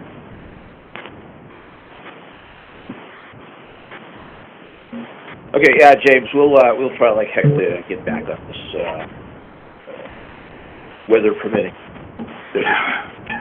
All right, well, it's a question that we had. Go ahead. Yes, I do, and I appreciate that. It's a question that we were asked.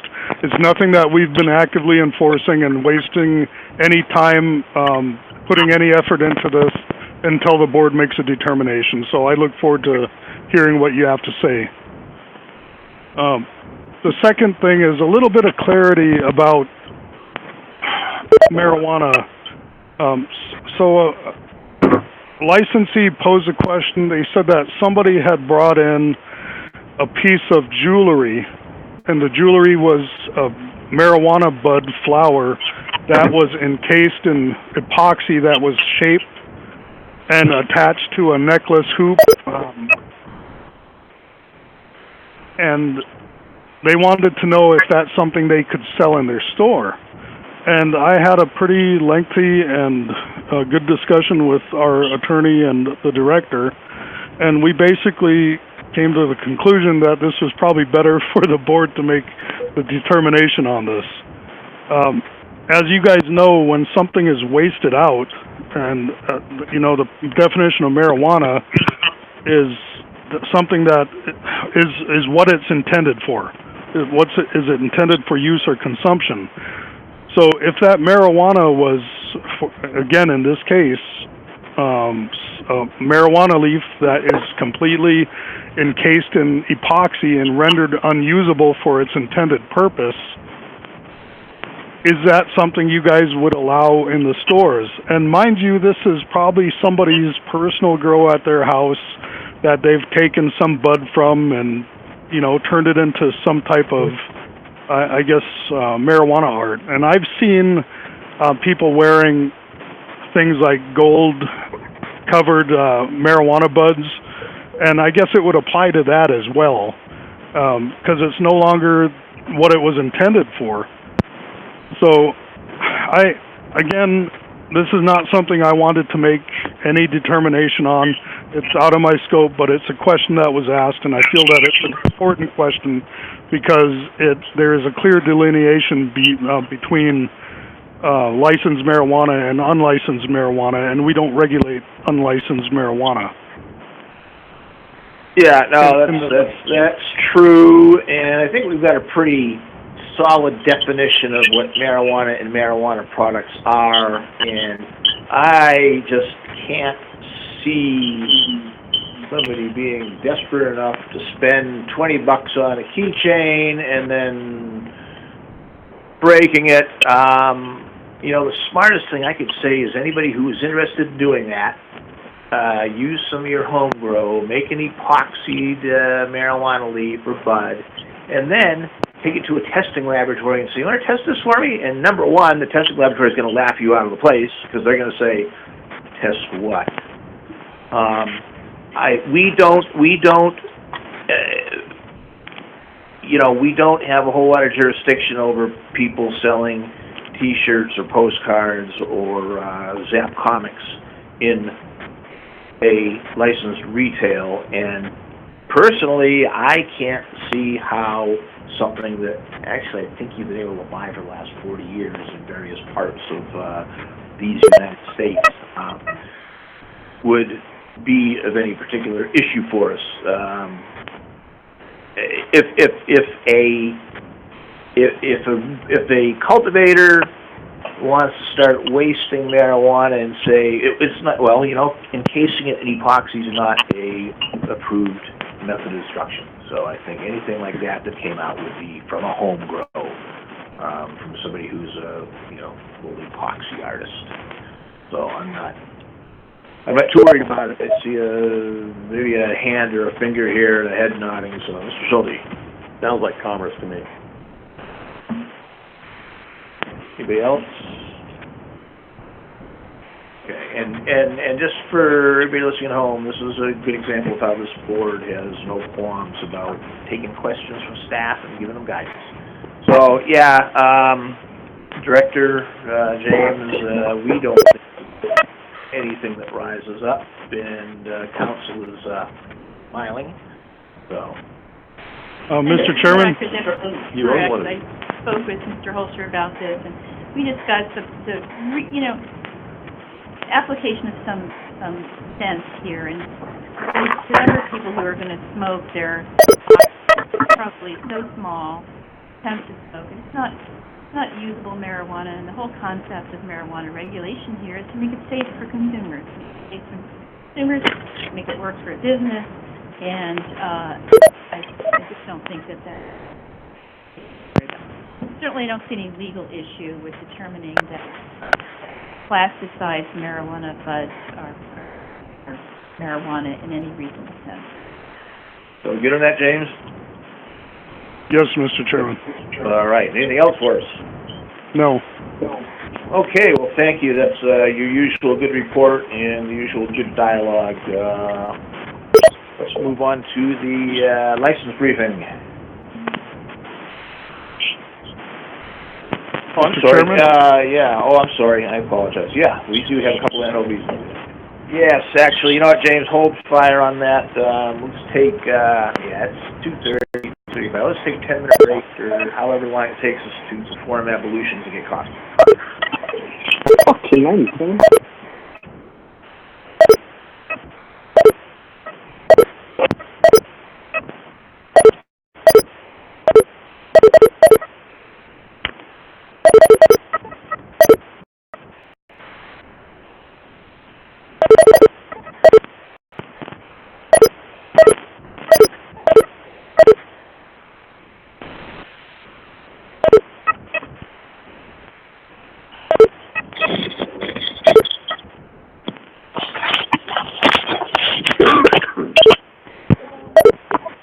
The conference is now in listen-only mode.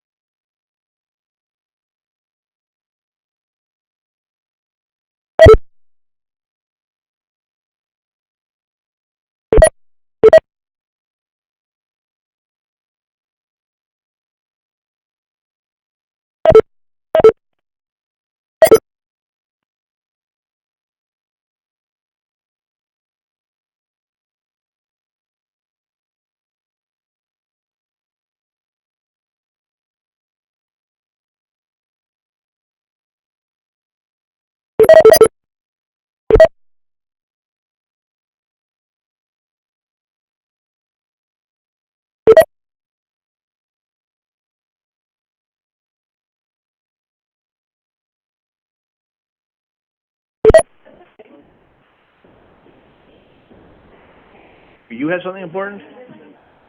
Oh, all right. You want on the record? No. Oh, okay. Hold on.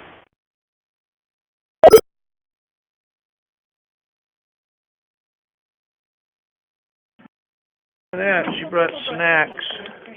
Okay, we're going back to the record. Oh, hold on, she said. Hold on, she said.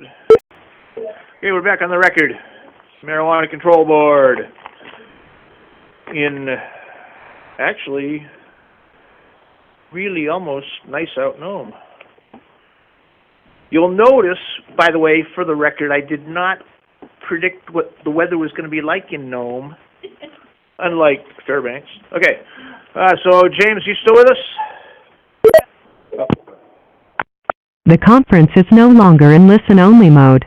Yes, Mr. Chairman. Okay, NOVs.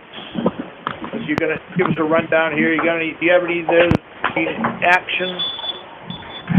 All I'm going to say about these NOVs is there is a lot of very concerning NOVs that I'm sure that you guys have seen, and I hope to bring these back before the board. Disturbing NOVs. Okay, folks, mute your phones, please. Okay, yeah, we'll, any of the board got any, looking at the NOV list, anybody got anything that they would like to, say or ask about, any of them?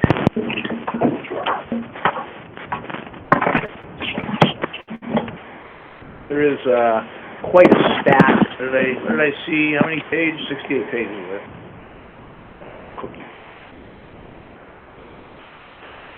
So, James, how would you characterize the? We've got tax ones. You said there. What would you characterize as some of the more disturbing ones? I guess I'll ask the director also whether she sees herself taking action on any of these NOVs. Mr. Chair, before I let Mr. Holmes speak, I would, yes, there is at least one where you will be seeing an accusation against possibly 2 licensees. There are a number of NOVs that were issued relating to Houston Grass Station and Coleman Collective. Okay, great. And as is, normally we just go over them. Go over the NOVs, sometimes not in particular detail.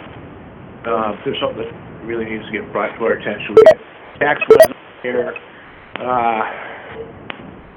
As was said, we've got a couple that might be getting further enforcement action. Has everybody had a chance to go over these? Any observations about any of them they'd like to bring up with enforcement? Unfortunately, Mr. Chairman, I have not had the opportunity to go through these. I didn't get these files until Monday. I was out of state, so I'll use this evening to go back over them or to go over them. Okay, and we've been trying not to spend a lot of time on them. And you know, philosophically, NOVs, it seems like there are a lot of them. An opportunity for everybody to learn from the other person's mistakes and the other person to correct them. Some are obviously more serious than others. Okay, do we have to discuss NOVs anymore here? All right. Okay, thank you, James. Thank you. Thank you. All right, so hold on mute and go to the licensing report. The conference is now in listen-only mode.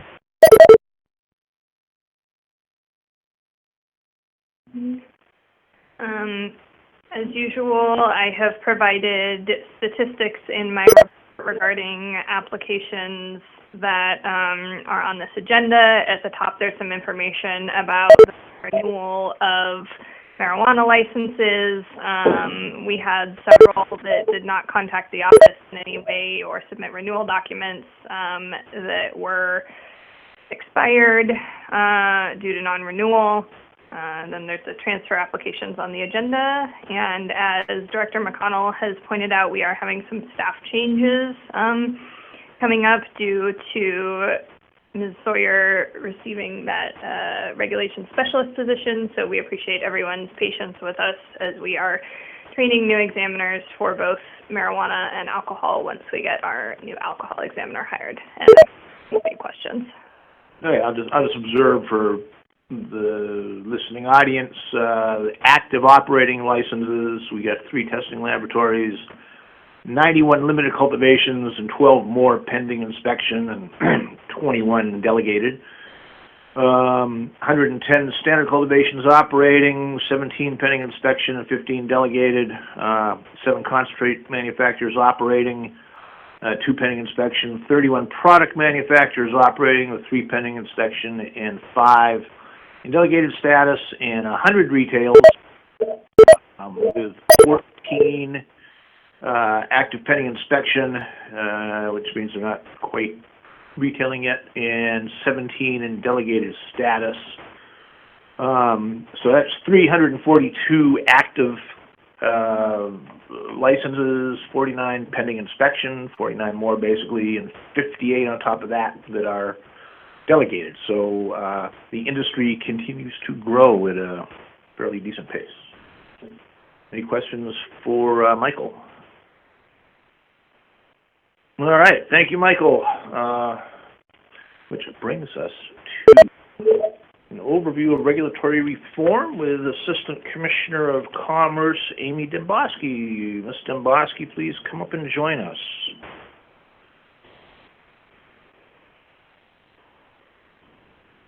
Well, good afternoon, Mr. Chair, members of the board. My name is Amy Demboski. I am the Assistant Commissioner of the Department of Commerce, Community, and Economic Development. It's a pleasure to be with you in Nome today, and a privilege to have the opportunity to speak in front of you and work with you going forward. I've had the privilege of working with a number of you previously, and I look forward to working with you again. As I said, I am the Assistant Commissioner. In that role, I have numerous opportunities to engage different sectors. One of my duties in the Department of Commerce is administrative oversight of Alaska Alcohol and Marijuana Control Office. I'm also the project manager for the Governor's Regulatory Reform Project. This is a statewide project in all departments, and now we are engaging all boards and commissions on the same project. I have provided you a letter today. This is a letter that I emailed to the chair a couple days ago, and I've also provided it to staff to make it part of the public record. I'll just briefly recap it, and then I do want to talk a little bit about some of the efforts the department is making in order to expand business in our state. The statewide regulation reform project is designed to further the governor's goal to ensure Alaska has a competitive business climate, which is a fundamental step for Alaskans to grow their existing businesses, as well as to establish new businesses and attract business into Alaska from outside. Our goal is to put more Alaskans to work than ever before. That is the vision. We recognize when we talk about regulation reform, AMCO, the Marijuana Control Board specifically, is in a unique situation because you are dealing with an industry in its infancy.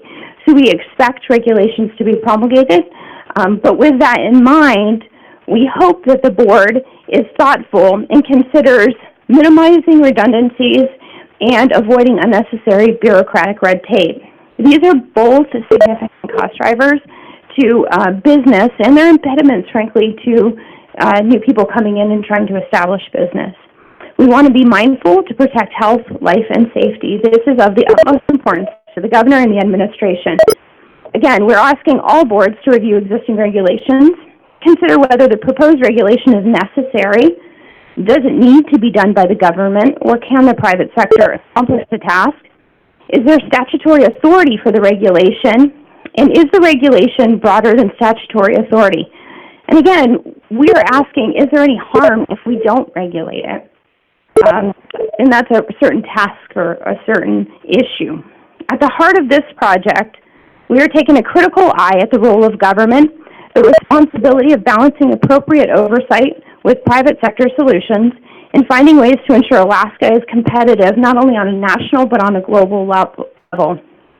Through regulation reform, we can demonstrate that Alaska is not only open for business, but we are aggressively pursuing investment in our great state. The governor's task when I moved to the Department of Commerce was very clear. It is evaluate industries in our state, remove impediments to growing our economy, and for Alaskans to thrive. with that in mind, when I came into the Department of Commerce, I reached out to a number of different industries.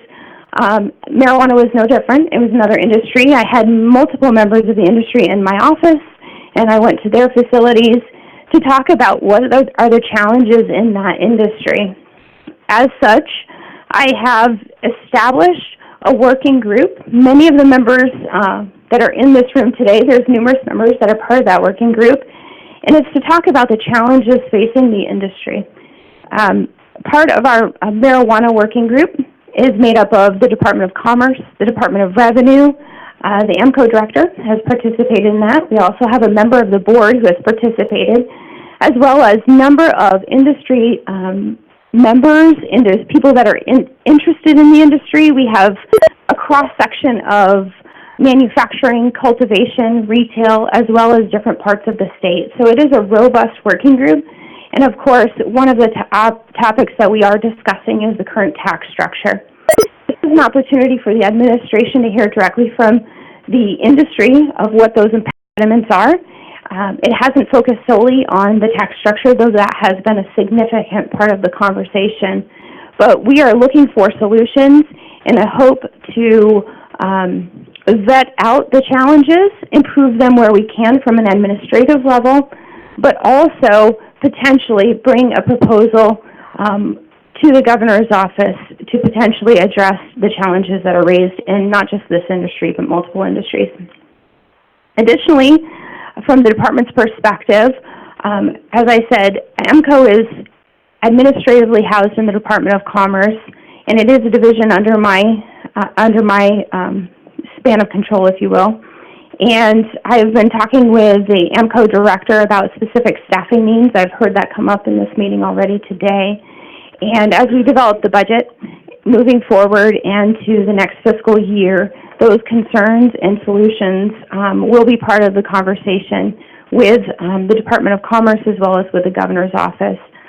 So that's where I am today. Again, I'm really excited to be here with you. I'm looking forward to the opportunity to work with the board. Regulations is kind of in my wheelhouse, so I extend the offer to the board to proactively work with you.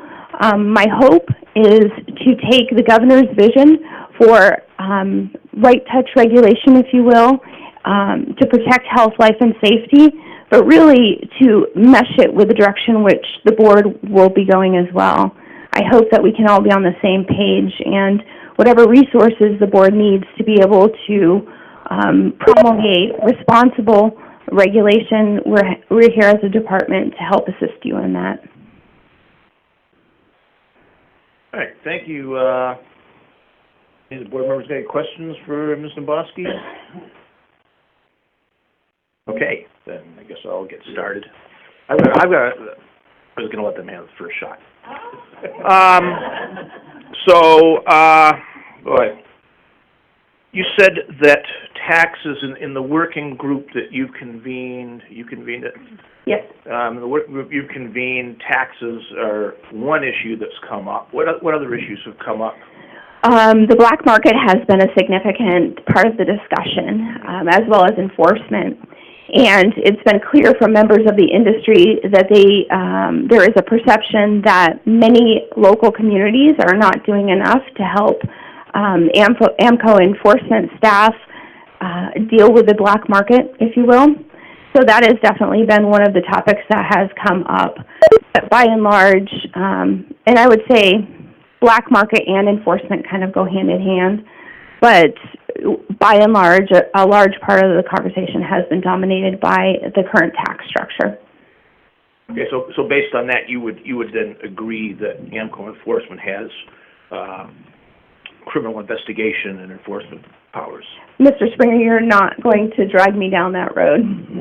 Well, you just said that there's a lot of concern about black market. Black market is activity that is out of statute, it's illegal, so, and concern about enforcement. So, okay, were there other concerns that were brought up about the scope of our regulations? Have there been any suggestions from industry about places where we could regulate less? Well, I think at this point, the working group hasn't gone through the regulatory discussion yet.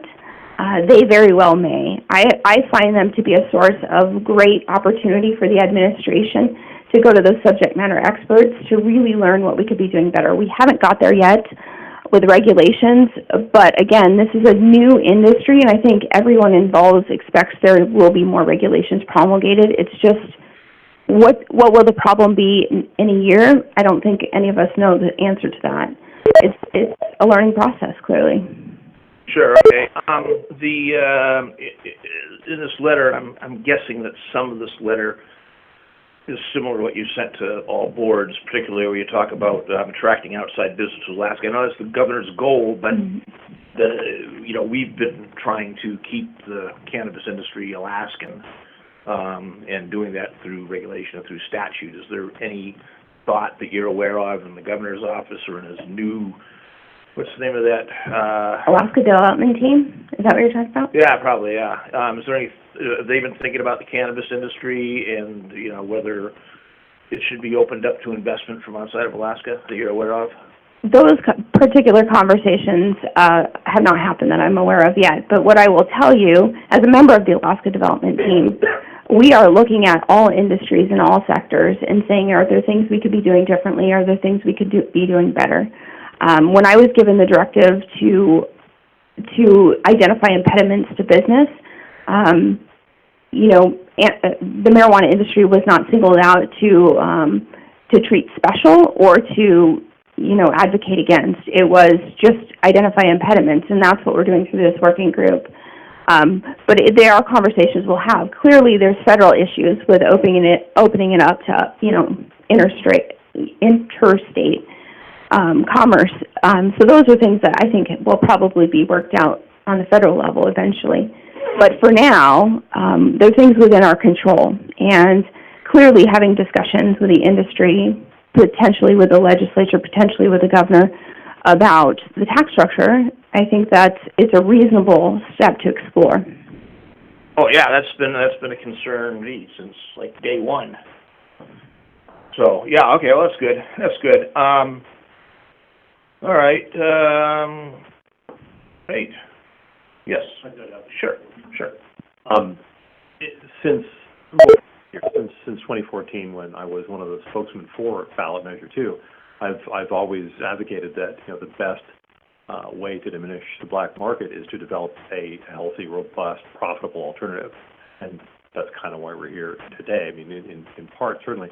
So I welcome this commitment on the part of the administration to making commerce work, and toward that end, you're going to hear me say often, do we need this regulation? Do we need to impose this on these licensees? Because anything we do to make them less profitable makes the black market stronger. I know of folks that went from black market to legit and regret it because of all the regulations. I know folks that are still in the black market who welcome all the regulation because it just drives more business their way. So we've got both an opportunity, I think, and an imperative to keep our eye on the ball and give to staff, to enforcement, bring a proper focus to our regulations, I think, to achieve what I think are very reasonable goals of successful commerce in the state. Okay, thanks, Bruce. Questions? All right, well, thank you, Mr. Bosky. You're going to be here for the duration, you said? I'll be here all week. All right, good. Good, then I'm sure we'll get a chance to chat you up. All right, which brings us to regulations. We got a couple of proposed projects here. I guess we're going to start with board requests. We're only an hour behind, so we're doing good. Oh, are we having something at 5 o'clock today? Yes, we are. All right, thank you. Okay. Mr. Chair, along those lines, if I could just inform the board that there's the hearing at 5 o'clock today and the 2 hearings at 5 o'clock tomorrow. Memos have been added to your laptops, so you can read those on a break. Okay, very good. So on regulations, do we have any board requests for new regulation projects? Through the chair. Mr. Miller. I have a request. It's not a new regulation. I've been on the advertising committee now for about 2 years, and you know we've made some regulations changes in those times. The governor signed them, but there are more that need to be made. But what I'm requesting of the board is maybe we get an industry participation here and get some folks invited to the group. It is a lot of time and work to do it, and it would be nice to have more input to hopefully bring something that's more fleshed out to the board in a draft regulation instead of myself and the director sitting in a room trying to do what we think is the right thing for the industry. Even though I'm part of it, I just think I need more folks to help out. So I'm just asking for the board to support putting a committee or making a request to the for people to volunteer and maybe get a committee of 5 to 6 people together. Okay, very good. Could I just really briefly, can we see if Mr. Jones is on the line by any chance? Mr. Jones, are you joining us from anywhere? The conference is no longer in listen-only mode. Now we can. Lauren, are you out there? Sound like he is. Maybe somebody can shoot him a note and sort of see what's going on. Okay, so I'm going to talk to my dad about that. Okay. About the car thing? Turn the phone back on. The conference is now in listen-only mode. I have a suggestion there. There are a couple of alternatives that would speak to Mr. Miller's request. One of them is to establish a working group. Sometimes working groups require public notice if they're in a position to make decisions for the board. An alternative to a working group is what's called a scoping notice. So the board puts out a notice to all these folks requesting input on a certain matter. Perhaps they'll have some skeletal regulations. Perhaps they'll have some specific questions. You put out a public scoping notice, and then you capture a lot of input from industry and non-industry people on a certain topic. So that is an alternative to having a group of individuals that have to set aside time for a meeting. Just an idea. And I can assist the board in drafting a scoping notice. Other boards use that. It's a tactic, again, where you scoop up a lot of information from industry people and non-industry people, because it's not just industry people who potentially have significant input on the issues that Mr. Miller raises. But it's just a suggestion. No, and that's a very good suggestion. I think we've talked about that a little bit, about having using the board of fish model and having a regulation season, or maybe breaking the year up and say okay, we'll do regulations in chapter 1, chapter 2, and again, I know I've said I certainly solicit interest from industry and interested people on new regulations or changes regulations. Go ahead, Mr. Schuller, you had your hand up there.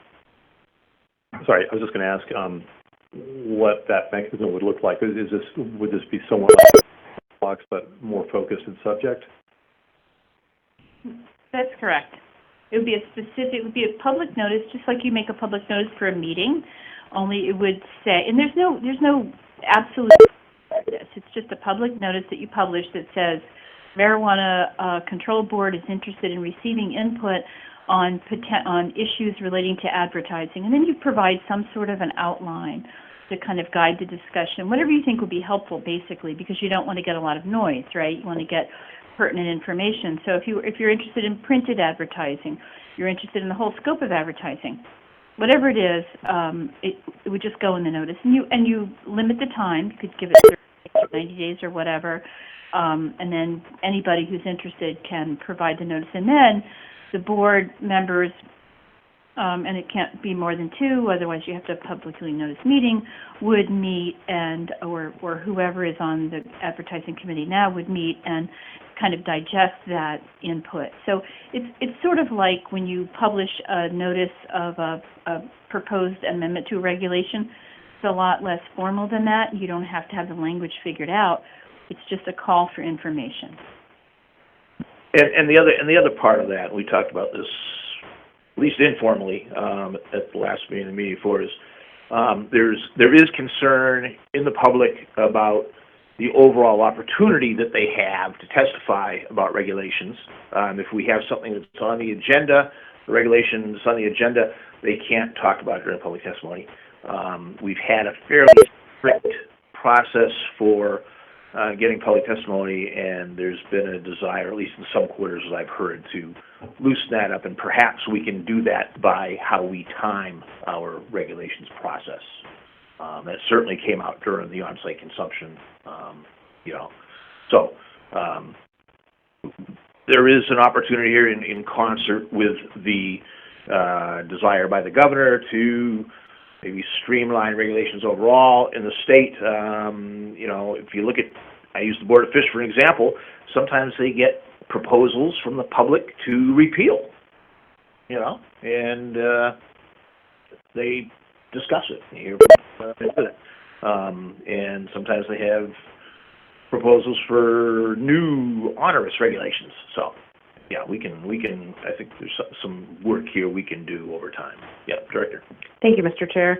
The idea of a scoping notice, I think may be particularly applicable to the advertising regulation, because those regulations are really addressing ways in which the marijuana industry impacts the non-marijuana industry, the rest of the public. And so it's important to hear the input from members of the public who are not involved in the industry. So that would be a way to ensure that there's a broad opportunity for ideas and input to be provided to the board. Any other comments? One thing that I kicked around a little bit, and I'm not necessarily asking that it be opened, but I'll say it to get some input, is maybe requiring testing laboratories to post a bond. And I have some reasons for that are, protect the public health and also protect the industry. So I'm not going to ask that get opened, but maybe we can think about it, talk about it a little bit on the side. So, okay, with that, we will move on to the several items we have here. The first one is umbrella categories for product. Go ahead. So are we directing council to help us with the scoping notice and get it out? Through the chair, thank you, Mr. Miller. I was going to ask that. Sure. All right. I'll be happy to do that by the board. And again, it's sort of an informal thing, and that's why it doesn't have all of the restrictions of a publicly noticed meeting. And I think that you can all, what I'm hearing from you is that Mr. Miller can't, as wonderful as he is at his business, he can't know it all and do it all and be it all. And so this way he'll have a lot of information to work with. So would you like me to draft and direct and work with the director to put out a public notice, a public scoping notice, soliciting input on advertising? I also have one more request. I guess that's a yes. Yes, for that. The advertising committee was made up by Pete and myself. That once Pete left, no one else has stepped up to be a part of that. So if someone would like to, I would take the help. So.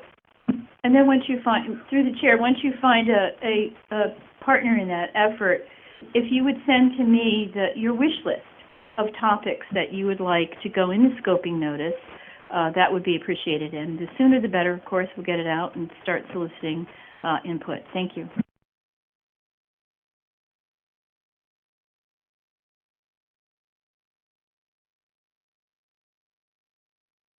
He's bored. Okay, very good. Yes. With the specific proviso that we are going the direction of a scoping notice and not protracted meetings over a period of time, then I would be happy to assist Mr. Miller in that effort. Very good. And that Mr. Schulte, is one of the benefits of a scoping notice. Thank you. Yeah, we're trying to streamline it.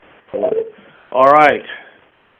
And with that, can we move on to umbrella categories?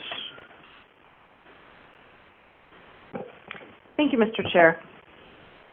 The board initiated a project in October of 2018 to explore ways to see if it was possible for similar products, such as cookie varieties, to be approved as a single product.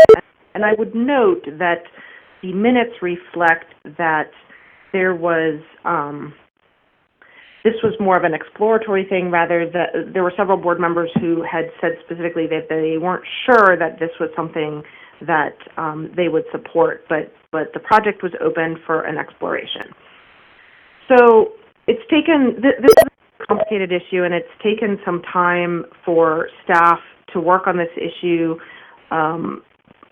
Licensing has issues with products, enforcement has issues with products, the board has issues with products, and we have very much wanted to help the board be more consistent with product approvals. I think the board has heard from members of the industry that the board is not always consistent with product approvals, and we recognize that nobody can remember every single decision that they have made on products, or they haven't even been on the board to know about decisions that have been made about product approvals in the past.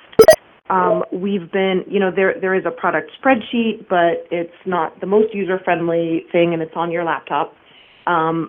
It's only through February of 2019.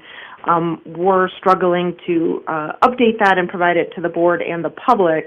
But again, we really haven't found the best way to get the information out that will help you be more consistent. So what I've done in this memo is I've identified some issues that the staff struggles with, and then in the end I'll walk through some proposed changes to regulation for the board to consider. So one of the big issues is what is the intent of the product name?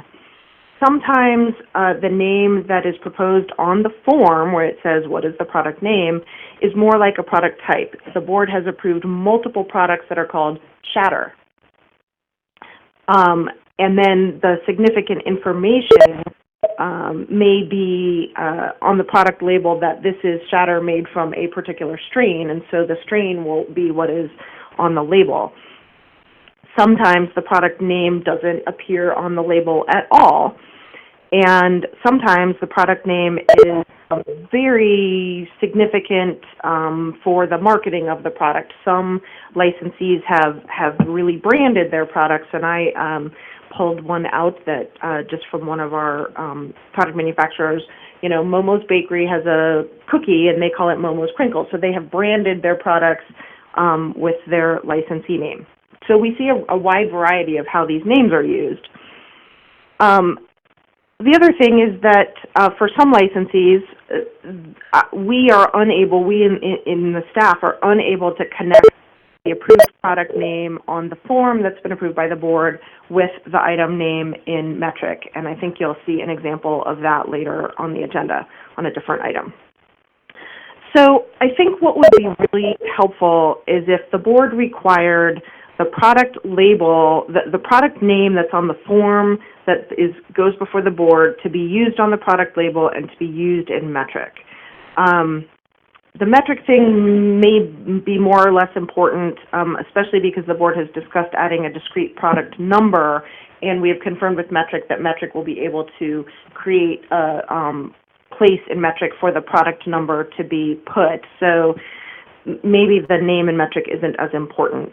The board may wish to put some flexibility in that so that a product name could include something that would change, such as the strain name. So maybe your product name would be, strain name and then shatter, so that you could change the strain name depending on what strain you're using. Or the board could say, no, that the product name has to be set as approved by the board, but there could be some sort of sub-name that could be the strain name or, say, a flavor. And I just put a couple examples. So that's one issue.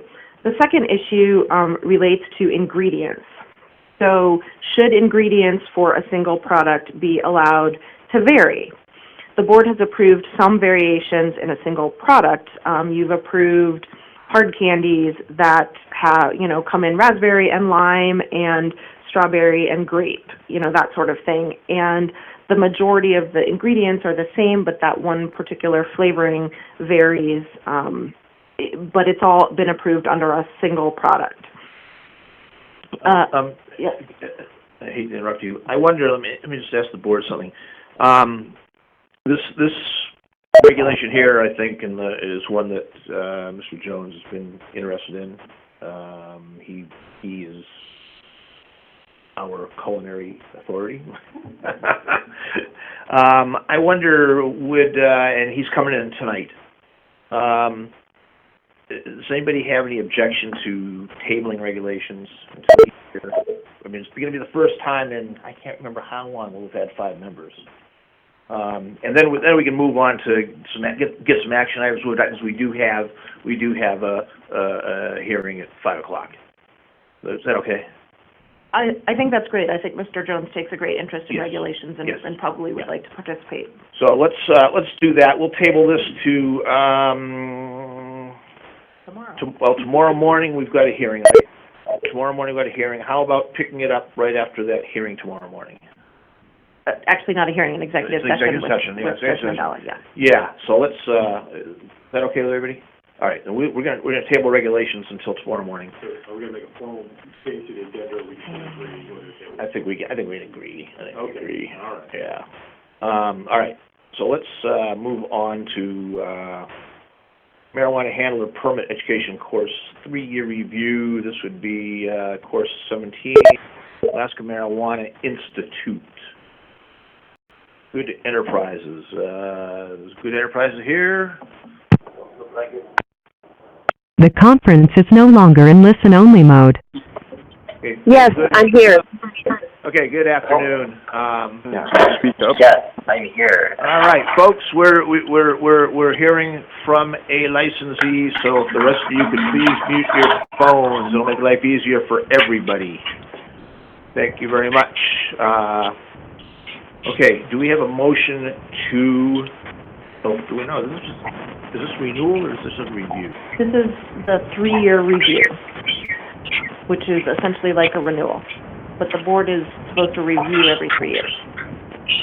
Okay, so the approval has not expired, so we don't really need a motion on here. Yes, you do need a motion. Okay, to do what?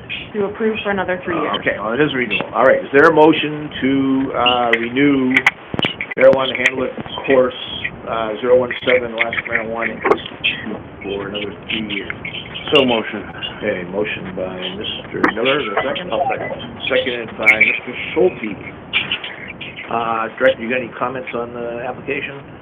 Mr. Chair, the board has never asked staff to review these, and so we have not and do not review them. That's fine. Ms. Good, you want to give us the elevator talk on any changes or items of significance that are in here, different from your original application? No, not really. What I've tried to do is facilitate everyone in the state. I designed my course so it would be easy for people to log on, even on their telephone, so it's optimized. I have quizzes after each module so that people are able to retain the information, and at the end of the course I have an assessment based on the quizzes. Okay, good. Are you pretty happy with how you're doing business-wise?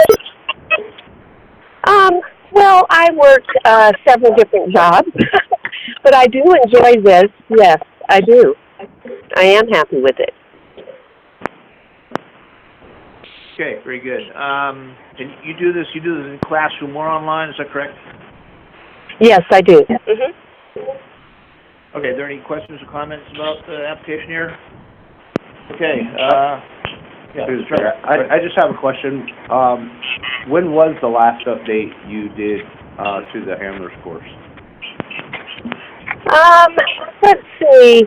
It's been kind of, it's probably been since the end of August. I believe that was the last update, right before I turned the course in. All right, thank you.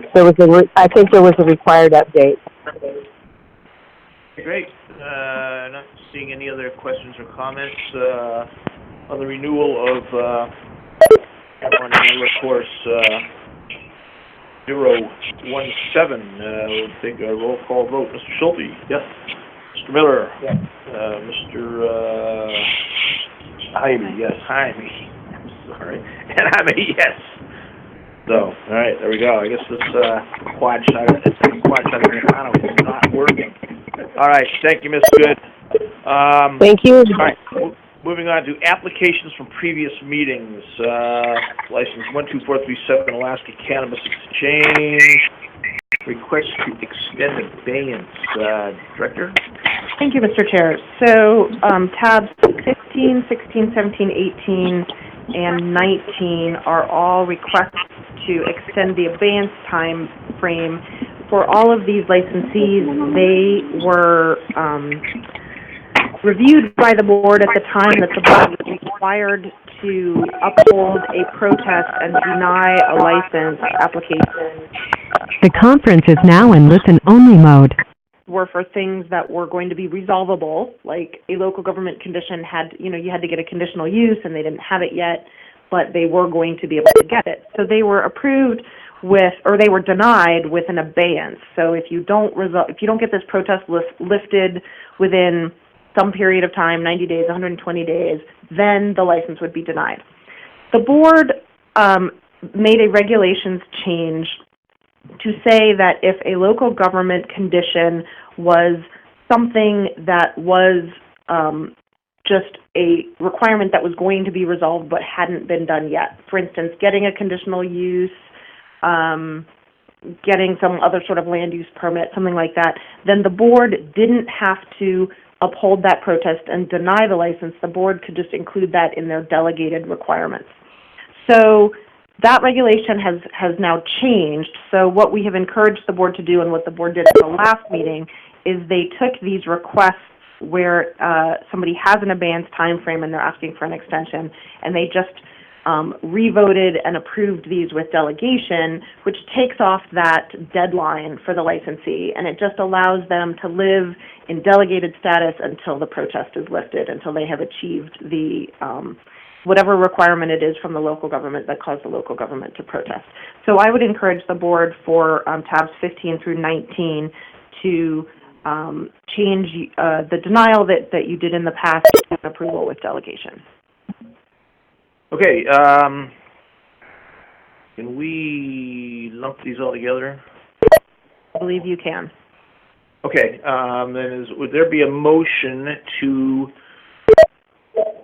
approve the delegation, the applications for abeyance on tabs 15, 16, 17, 18, and 19. And if there is, I'll read the names on them. Is there a motion to do that? So motioned. Okay, there's a second? Second. Okay, and so as the alcohol board chairman said yesterday, this is the time where you get to rest, and this is where I do the work. So I was listening. So tab 15 is license 12437 Alaska Cannabis Exchange LLC, Municipality of Anchorage. Tab 16 is license number 15016 Clear Cut Cannabis, Municipality of Anchorage. Tab 17 is license 15019 The Treehouse AK, the Municipality of Anchorage. Tab 18 is license number 20532, Cultivated Confections, and 19 is 20983 King Street Cannabis, and I apologize. 15 is a retail, 16 is a retail, 17 is a retail, 18 is a product manufacturer, and 19 is a retail.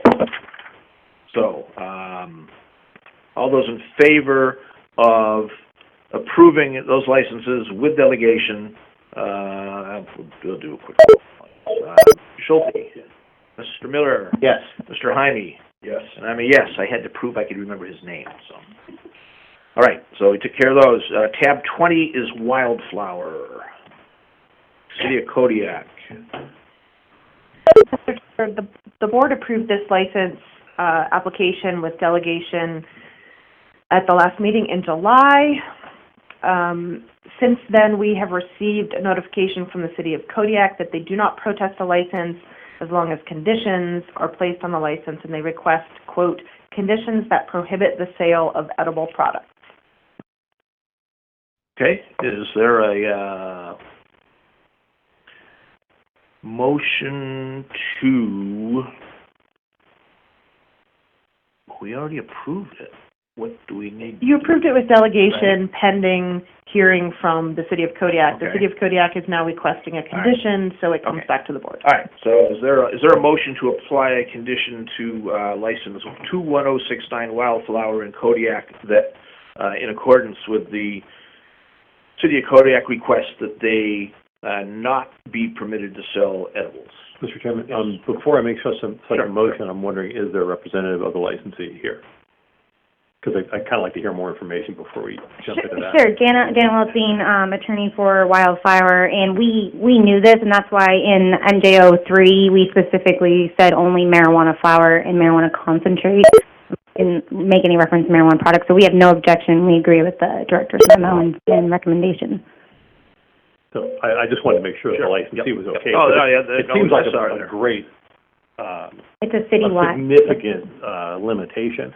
So since the licensee appears to be okay with it, Mr. Chairman, I would move to approve with delegation this license with the requested stipulation that they not sell edibles.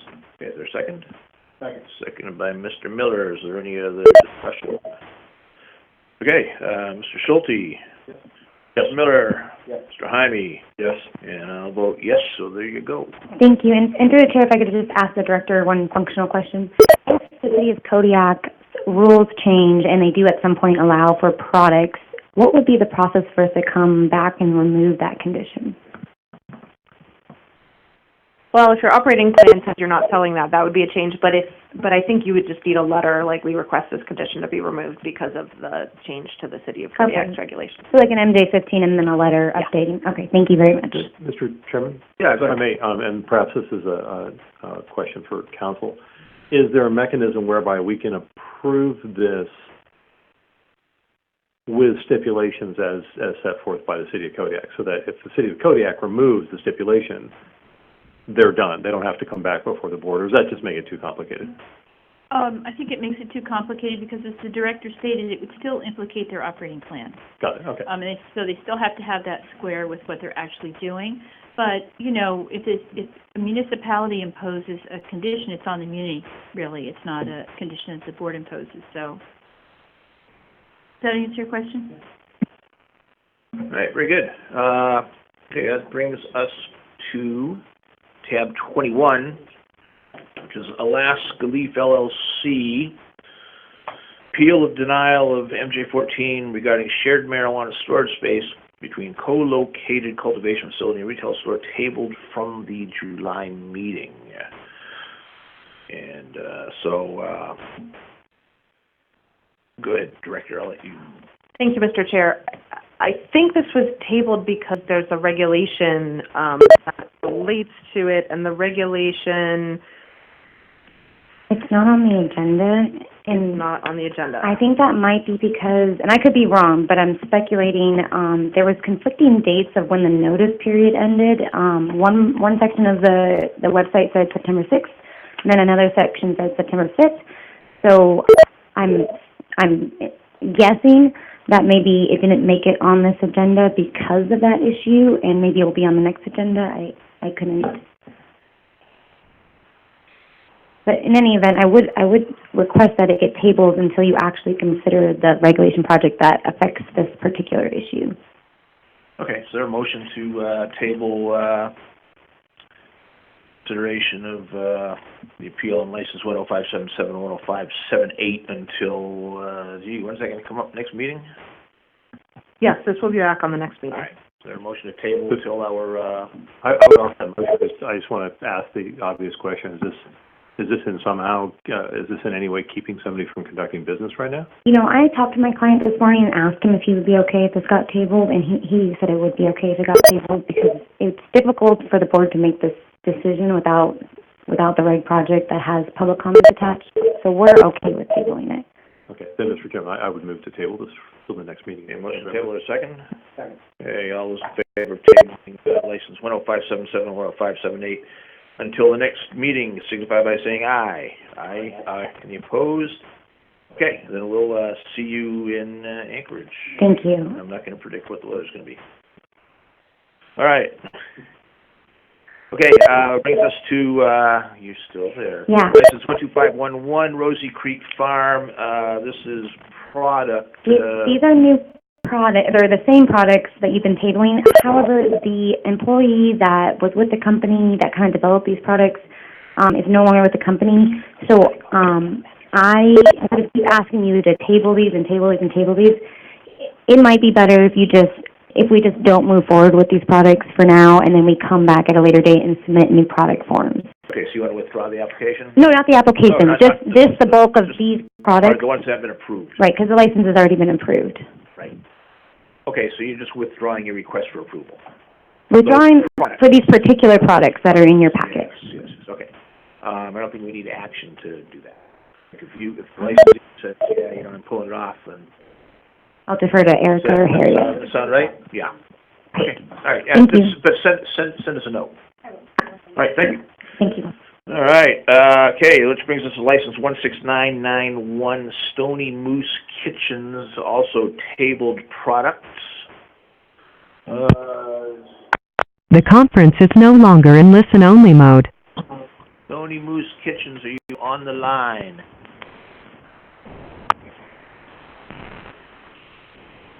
Stony Moose Kitchens and Ketchikan. Camp 23. Anybody know them? Maybe shoot them a note. We'll try to get back to them. All right. This brings us to the roll call of age. Licenses and pending inspection status for over 6 months. Is anybody here that's on this list?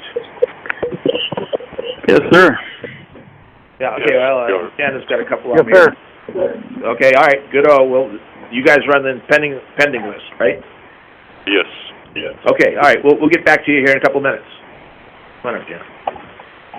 Thank you. I have just Who are you representing on three. So Popeye's Emporium, license number 10252.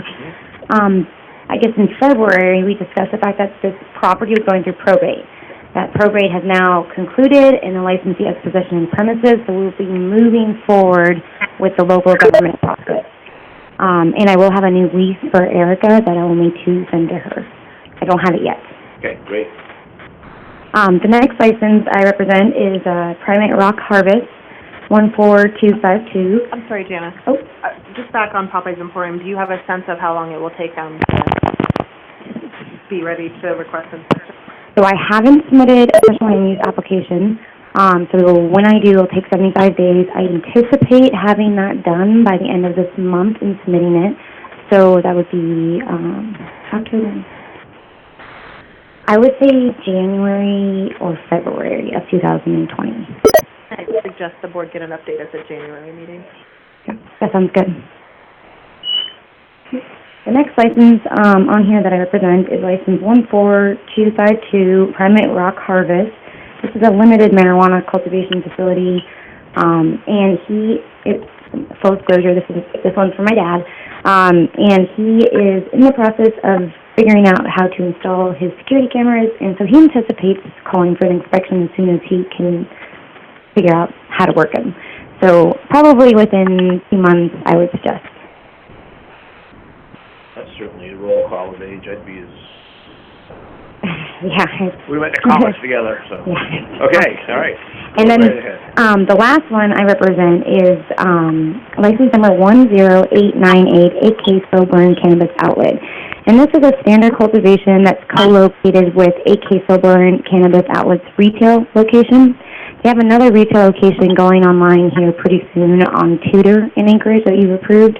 And the licensee needs to get that Tudor store open before he can turn his focus and finances to the cultivation. So realistically, we're probably looking at another year But I would be happy to come back to the board in 4 months and give you another update. Okay, so he got his license in 2017. We approved him in 2017. License was issued in 2019. So, I mean, you recall the discussion we had with another licensee at the last meeting, yes. As far as time.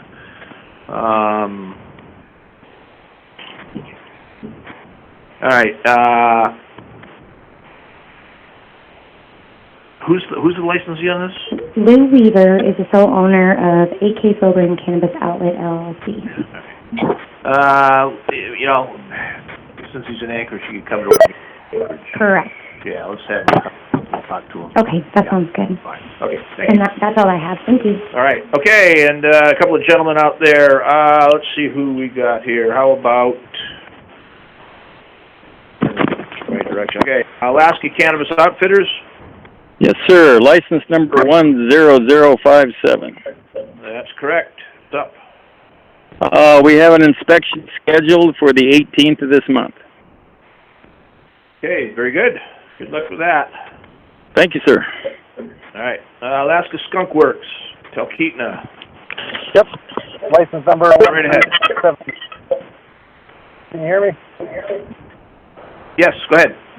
Okay, so we are in the process of plumbing. We expect it to take about 3 weeks for the plumbing, then another 3 or 4 weeks for the electrical, security, and sheetrock. So we're anticipating inspection by the end of the year, 3.5 months.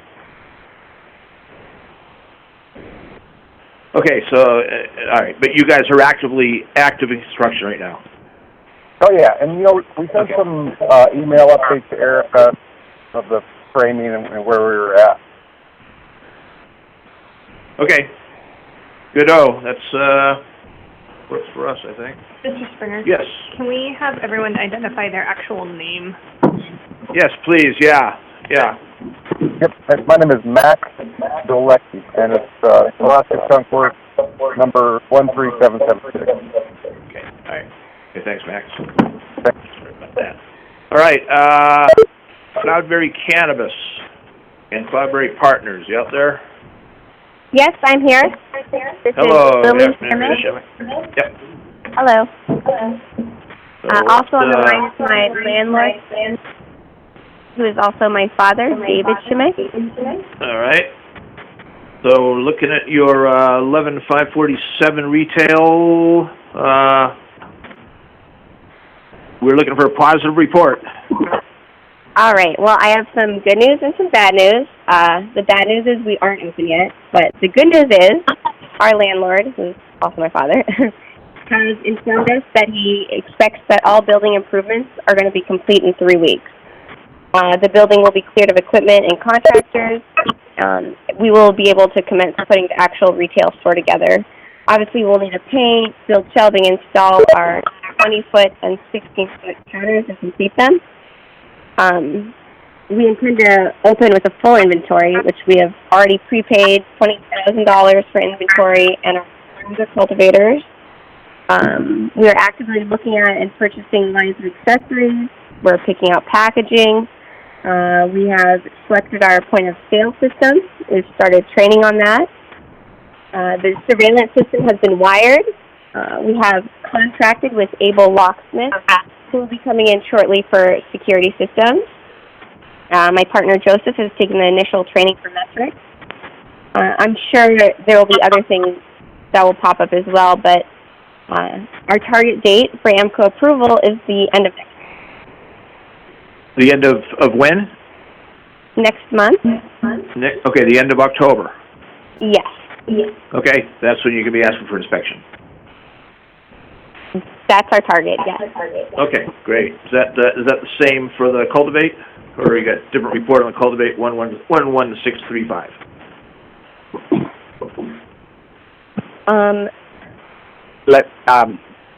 Mr. Chairman, this is Dave Shimmick, the landlord. Good afternoon, sir. Good afternoon to you. No, we have a different situation with the cultivation. The not unusual struggle is that I do not have the funds both to complete the retail and to launch into the cultivation. We have possibilities, but they are only possibilities at this point. We are looking into the possibility of finding a partner who would be interested in bringing additional monies to the table. We are hoping that the Well, why federal... don't you go over with him? Hold on a minute, Mr. Shemick. Folks, please mute your telephones, please. We're trying to listen to licensees. Thank you. What's up? Okay, Mr. Shemick, yeah, so you're, do you have any physical progress on the cultivate side? Actually, we do, because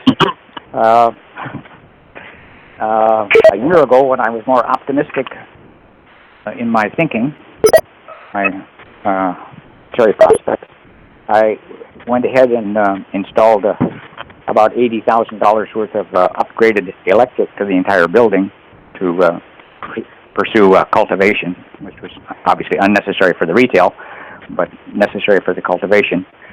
And I thought that it would be better to do it, bite the bullet then, so that it wouldn't interrupt the retail operations later on.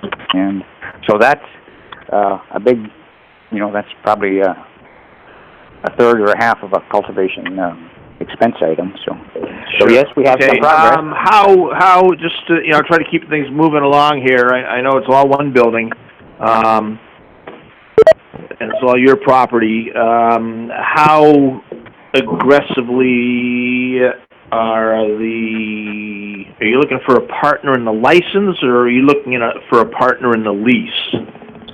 Well, I was mentioning before, looking for a partner in the license, in the cultivation license. All right. Okay. All right. Well, that'd be yeah. That's of course that's the purview of Joseph and Lily. Right. That would not be my fault. I'm just saying that would be a possibility. Yeah, sure. No, I got you. Okay. Well, what do you think you'll be able to bring us something at our next meeting? How you're coming along on the cultivate? Your next meeting is November. I doubt that anything's going to change by then.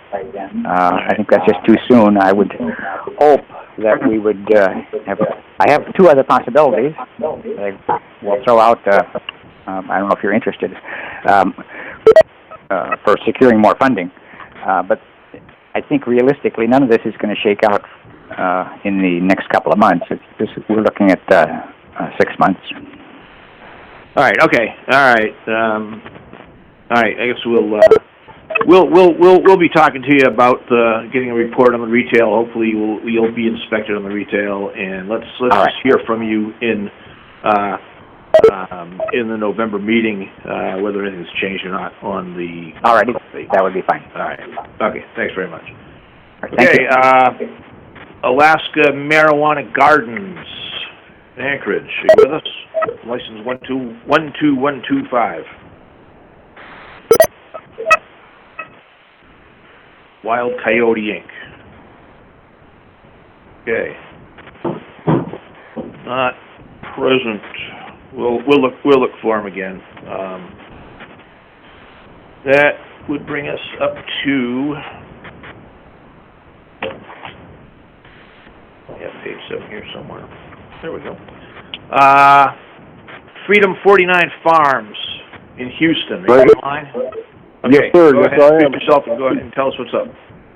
Well, our building is approximately 99%. Hey, can you identify yourself for us? Tell us who you are. Yes, my name is Greg Lango, Freedom 49 Farms out of Houston, Alaska. Our building is 99% completed. Our security cameras are in, lights are up. We're basically just waiting now for some water tanks. We've had some issues with a vendor on that, and they should be here in about 3 weeks, and then we just have to plumb them in. And I'm going to anticipate in November, call out to you guys coming for an inspection.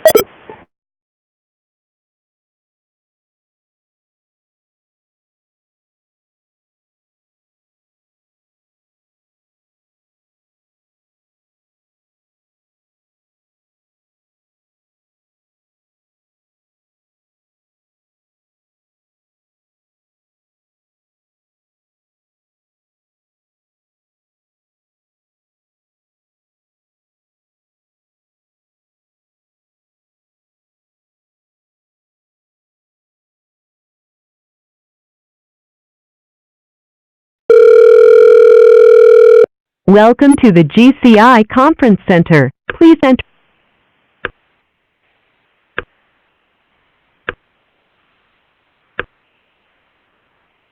Thank you. Please stand by.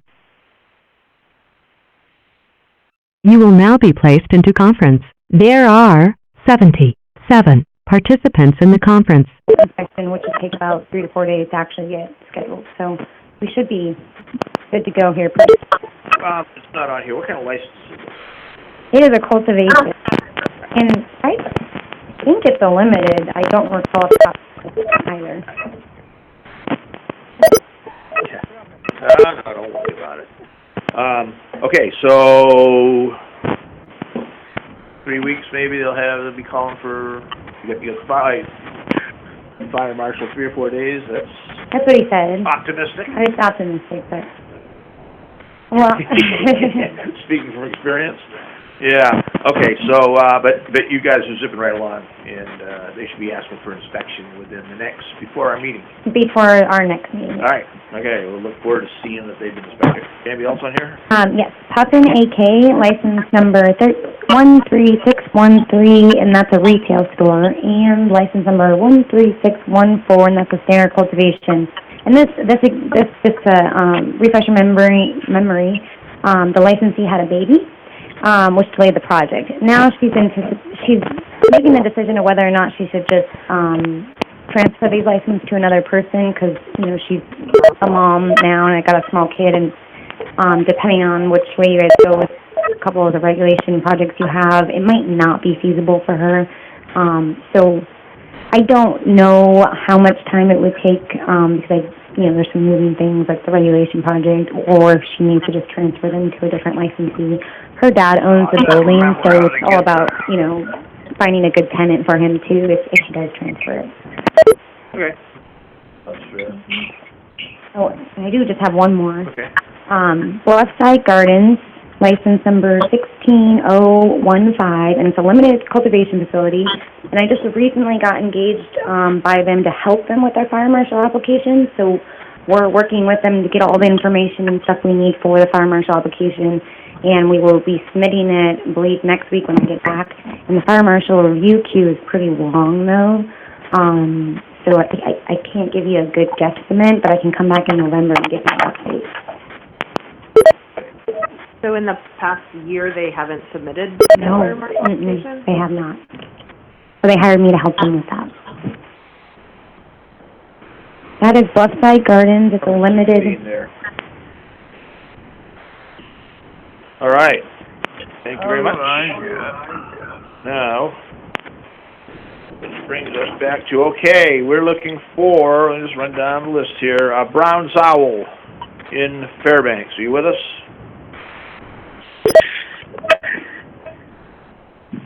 See, they were represented at the last meeting.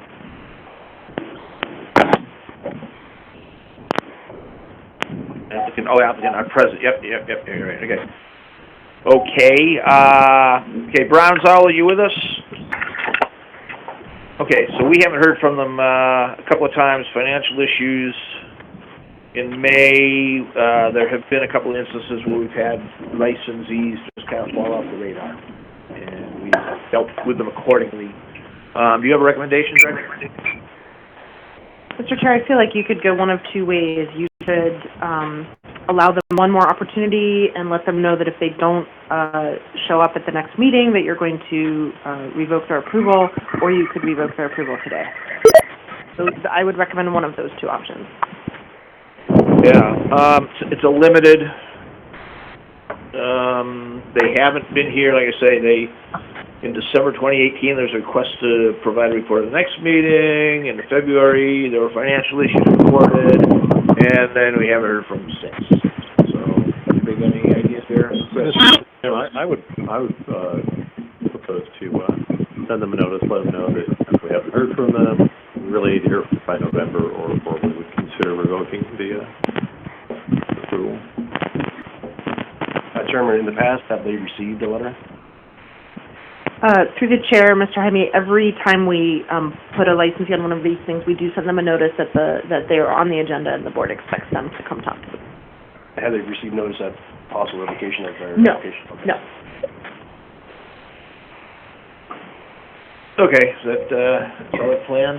All right, send them a letter and tell them, if they are not here at the next meeting, then we will, entertain a motion to revoke. All right, Matt Nuska's Finest in Wasilla. What? Oh, Mr. Chair, this licensee has indicated to the staff that he is rescinding his application. Yeah, and I got confused because it says... And, yeah, I apologize. This is actually a fire marshal approval issue. But he is going to But he rescind his he application. has been to the office and has rescinded his application. All right, okay, fine. That's another limited, okay. Glacier Bay Farms and Haynes. Mr. Waldo, are you with us? Yes, I am. Okay. Introduce yourself and tell us what's up. My name is Carol Waldo, and we got some of our materials back ordered, but they're on their way and they'll be here Monday. And we've contracted with Juneau Electric to do the all the electrical, and I've got some cousins coming up to help with this, so it looks like things are gonna really start moving. And I don't know if we'll be ready by the middle of October for inspection, but the minute we are, we will call you. Okay, so your suggestion in July that you were still thinking towards October is still good? Yeah, I think Pretty so. close. See, we're already sheetrocked and painted. We're going to put all the electrical and conduit on the outside of the wall, so there's no break for any chance of mold getting into the walls. So, Very good. Okay. yeah, we're And everything else is good. You got your fire. Oh, well, okay. It says fire marshal approval pending. Have you got fire marshal approval yet? I think so. I've talked to him, and I'll be talking to him again soon. So he's approved our plan. Probably know for sure if you had. Yeah, I will. You might want to check back with them and get it in writing and get it to the office.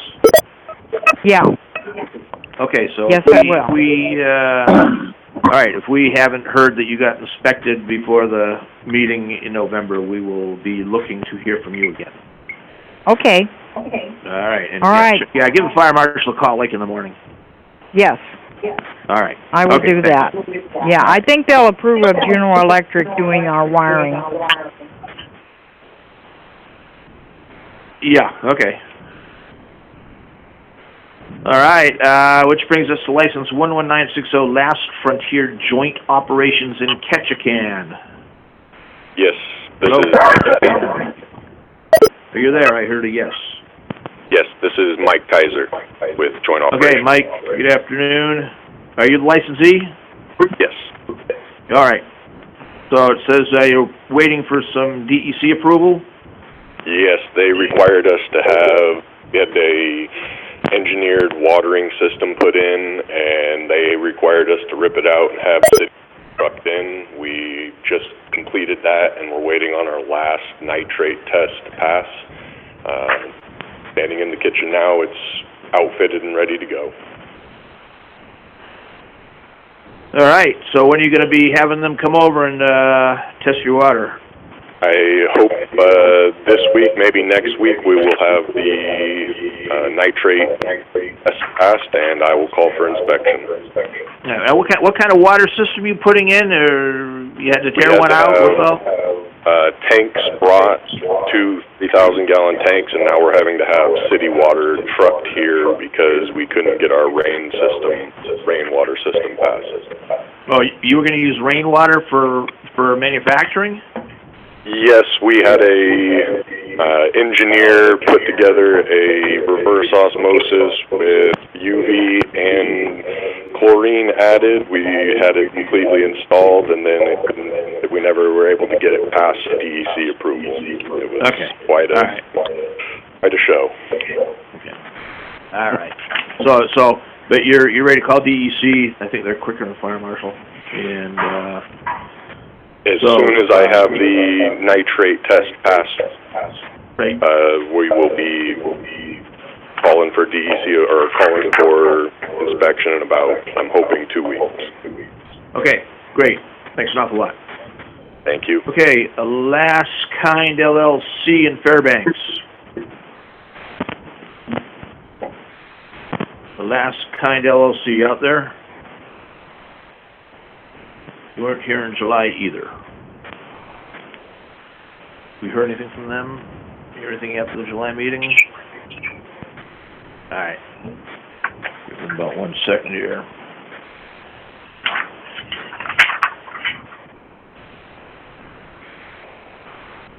Nothing else. We'll look at them in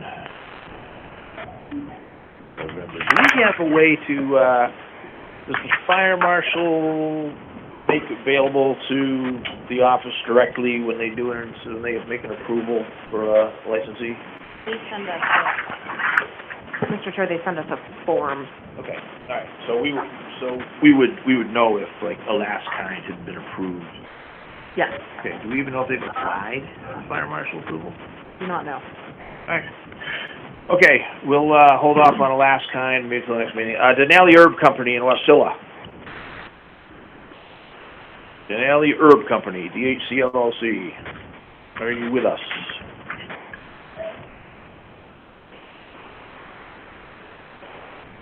Okay, no sign of them. AK Cultivations in Wasilla.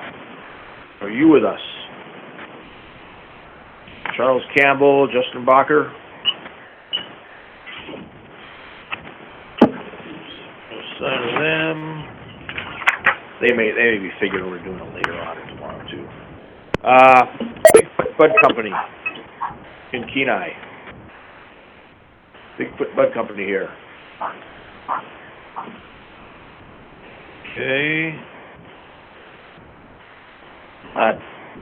Chong Key Farms in Fairbanks. Yes, sir. This is Dan Brower, Chunky Farm. Thanks, Brower. How are you doing? Go ahead. Oh, we're doing good. How about yourself?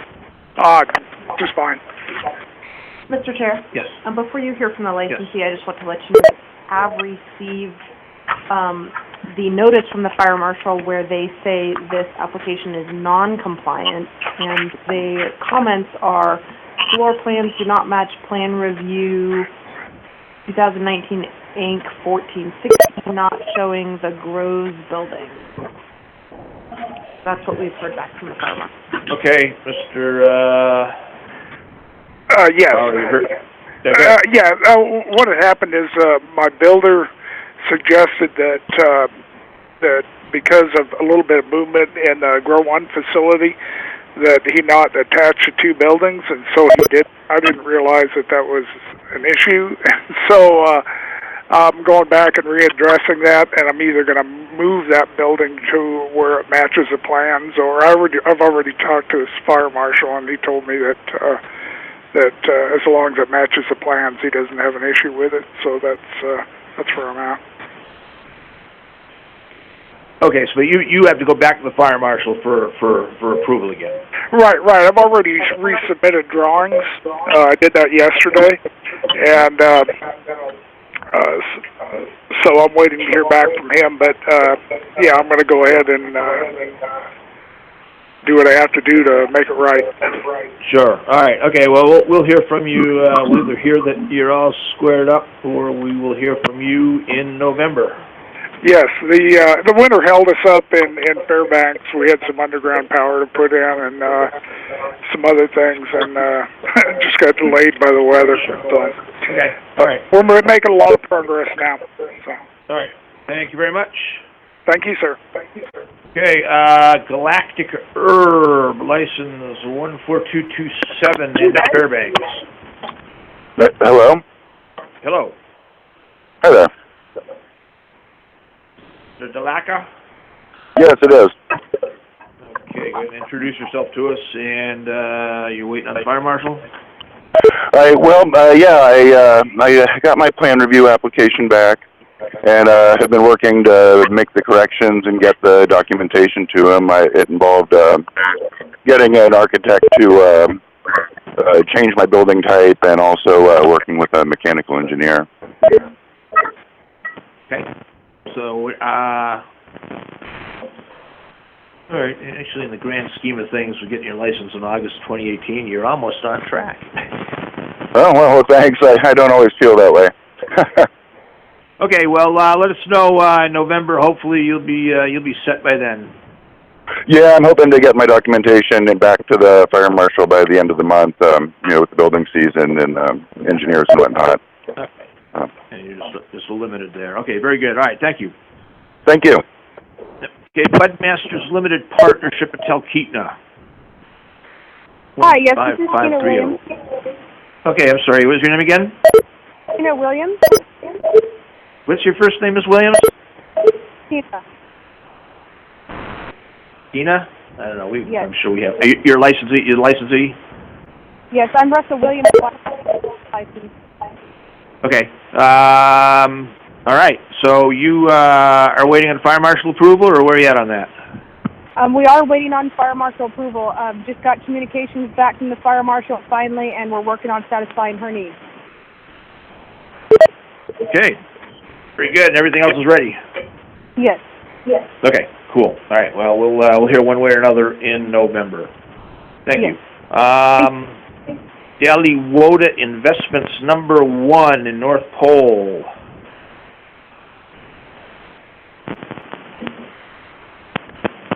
Daliwoda Investments. Are you out there? License 15546.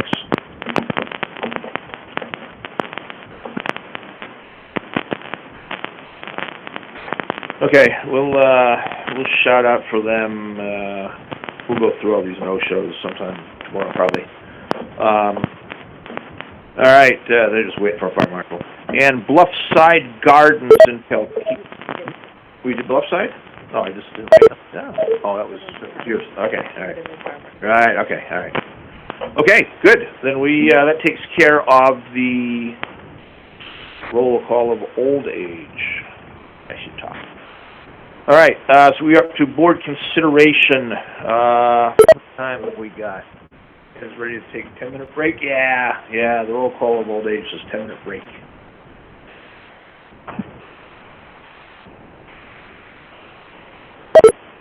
Board members, the metric bulletin 21 has been added to your laptop, and again, the seizure hearing memos are in a folder in your laptop. Good.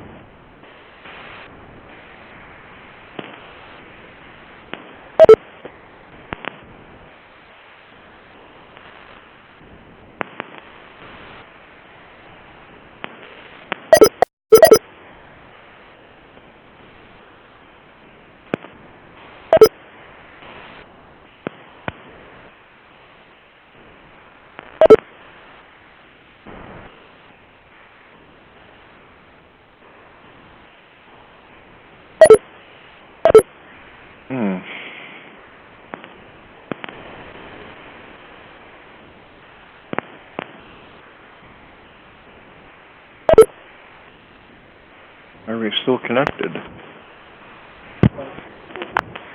The conference is now in listen-only mode.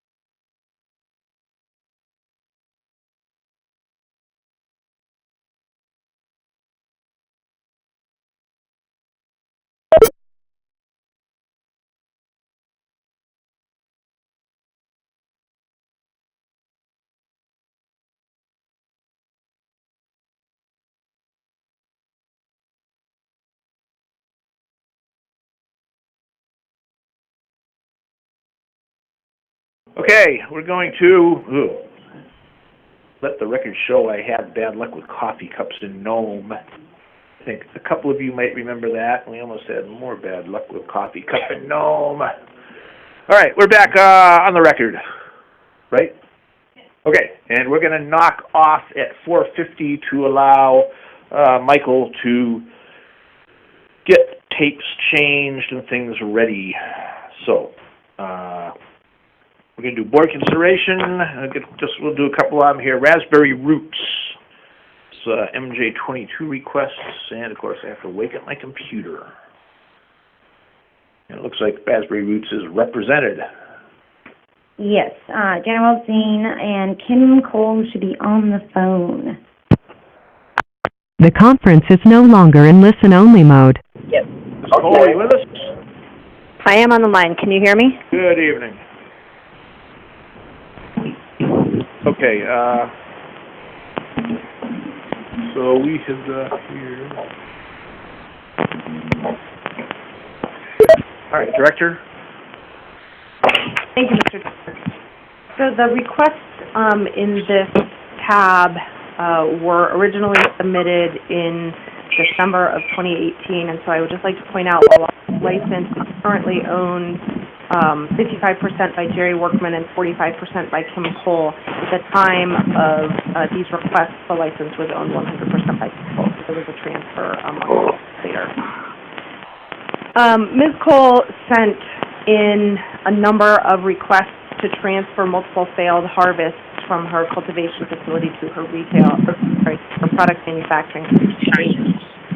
She had originally sent her request in by email. I directed her to fill out the MJ22B forms that were available on our website, and those were submitted on December 10th of 2018. She noted in her email to me that 8 of those harvest requests had already been transferred from her cultivation facility to her product manufacturing facility, and some of them had actually been extracted without approval of the director or the board, which is a violation of CAA 306-660C. So 27 of the 28 requests, which included the 8 requests that had already been transferred, the entire request was to transfer packages of leaf and trim.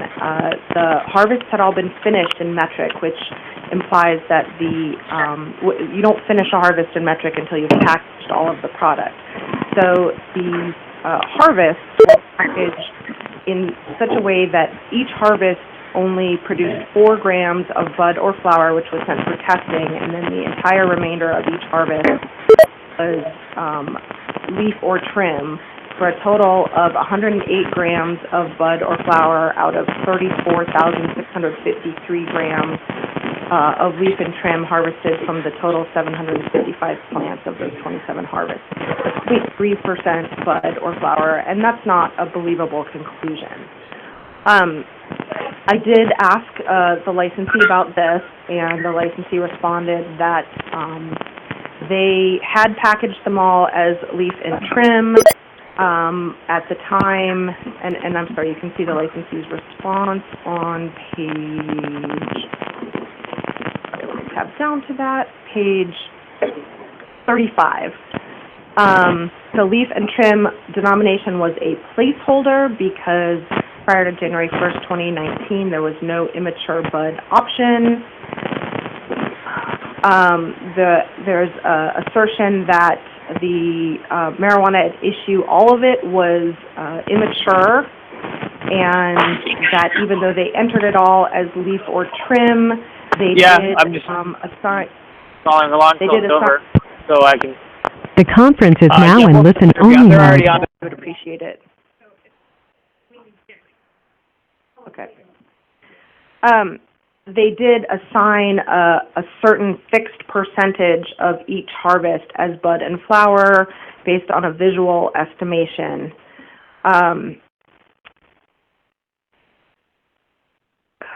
Sorry, let me get back to my memo.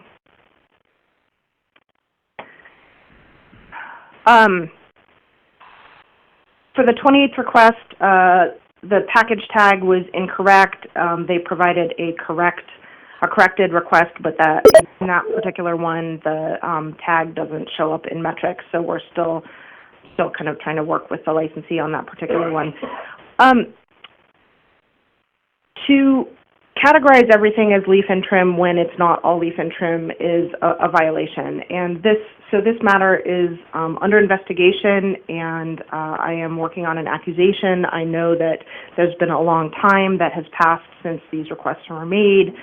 The board, I'm not sure the board knows exactly how much time it takes to write an accusation. One has to have many, many hours of very concentrated, focused attention to dig into all of these issues, and I don't get that very often. So I certainly regret that it has taken this much time, but this should be, an accusation should be completed and served upon the licensee and the board within the next, I would say, no more than 2 weeks. So it would be my request that the board not take action on this matter at this time because the issues that are raised in this memo will be part of the accusation. Yeah, go ahead, Ms. Wilson. Sure. Dana Wilson for the license. So some of these issues, just come back to this is the first month of operation for the manufacturing license, but some of the assertions I think the director may be implying are not necessarily true. And it goes back to the tax liability. The tax liability was satisfied. All of this was not taxed as leaf and trim. A 30-70% split was used, and that's pretty normal in the industry when you're looking at product. Usually you get about 30% butterflower, and then you get about larvae trim materials for the rest. So they paid that, and they explained it in their tax filing, which I provided. This started back in July of 2018. Kim notified the director that she needed to do these transfers, and she admitted she messed up and had already done some because she misunderstood the direction that the board had taken. So she self-reported that. And so now we're looking at over a year to get a response on just this extraction question. So it's a really long time, and the product is losing any economic viability. And while I understand an accusation takes a long time, if we wait and we don't approve this request, then the damage will already be done without having a chance to defend themselves, without having any due process. So what I would suggest to the board is separate the issue of whether or not an accusation has been forthcoming, because I was told back in April of 2019 from the director that an accusation was forthcoming. And it still hasn't come. And, we still would like the request to be heard. Granted, there was some self-admitted errors at the beginning when Ms. Cole was making these requests, but Ms. Cole or Raspberry Roots didn't divert any products from their facility. They are not committing tax fraud at all. In fact, they paid over $500,000 taxes, and that's a lot. And they're current on their tax obligations. So it just seems like we're going around in circles on this, A lot of money has been spent. A lot of money is wasting. And to ask us to just sit and wait until an accusation is coming when an accusation was supposed to be here almost half a year ago, well, not supposed to be, but we were alerted to it. I mean, that's acting as the judge, the juror, and the executioner. We need a resolution. We need some due process, and we need this to be resolved. Maybe you can answer this. Maybe Ms. Cole can answer. How is this failed product being stored right now? I think that's a great question for Kim. The conference is no longer in listen-only mode. Yeah, Ms. Cole, this is Mark Springer. How are you storing this failed product right now? Right now, it's just being stored in plastic freezer bags in a dark room, just to try and keep it as fresh as possible. But the degradation of the product, it's been going on and on and on. One more thing that I would also just like to kind of put out there is that Ms. McConnell has not been responsive at all to emails. In fact, I had put in a request last July to do something, and she completely ignored me. Hey, Kim, I can run through the timeline real quick. If you I was about to say, I can run through it real quick because I've got it right in front of me. Okay, go ahead. So let's see. So I requested on July 25th to be able to do something called a rainbow roll. August 9th, I requested again. August 10th, I requested again. And on August 10th, I kind of figured, okay, well, what if I put a deadline on it? And I said, okay, well, since you guys give us 3 days, how about if I don't hear from you in 3 days, I'll go ahead and do this. And within 30 minutes, she finally responded with, do not do anything, and that was the first and only response I ever got. I ended up finally just wasting that product because she never responded ever. November 1st, I requested for these failed tests, nothing. November 5th, I requested again. November 12th, Jana sent an email and requested, and that was when she finally came back with, oh, we've got a form for that. So the form had been created in the meantime after I had put in my initial request, and it took her a month to finally get that form back to us. So 5 days later, we went ahead, and because she sent that to us on December 5th, which was a full month after I had started asking my request.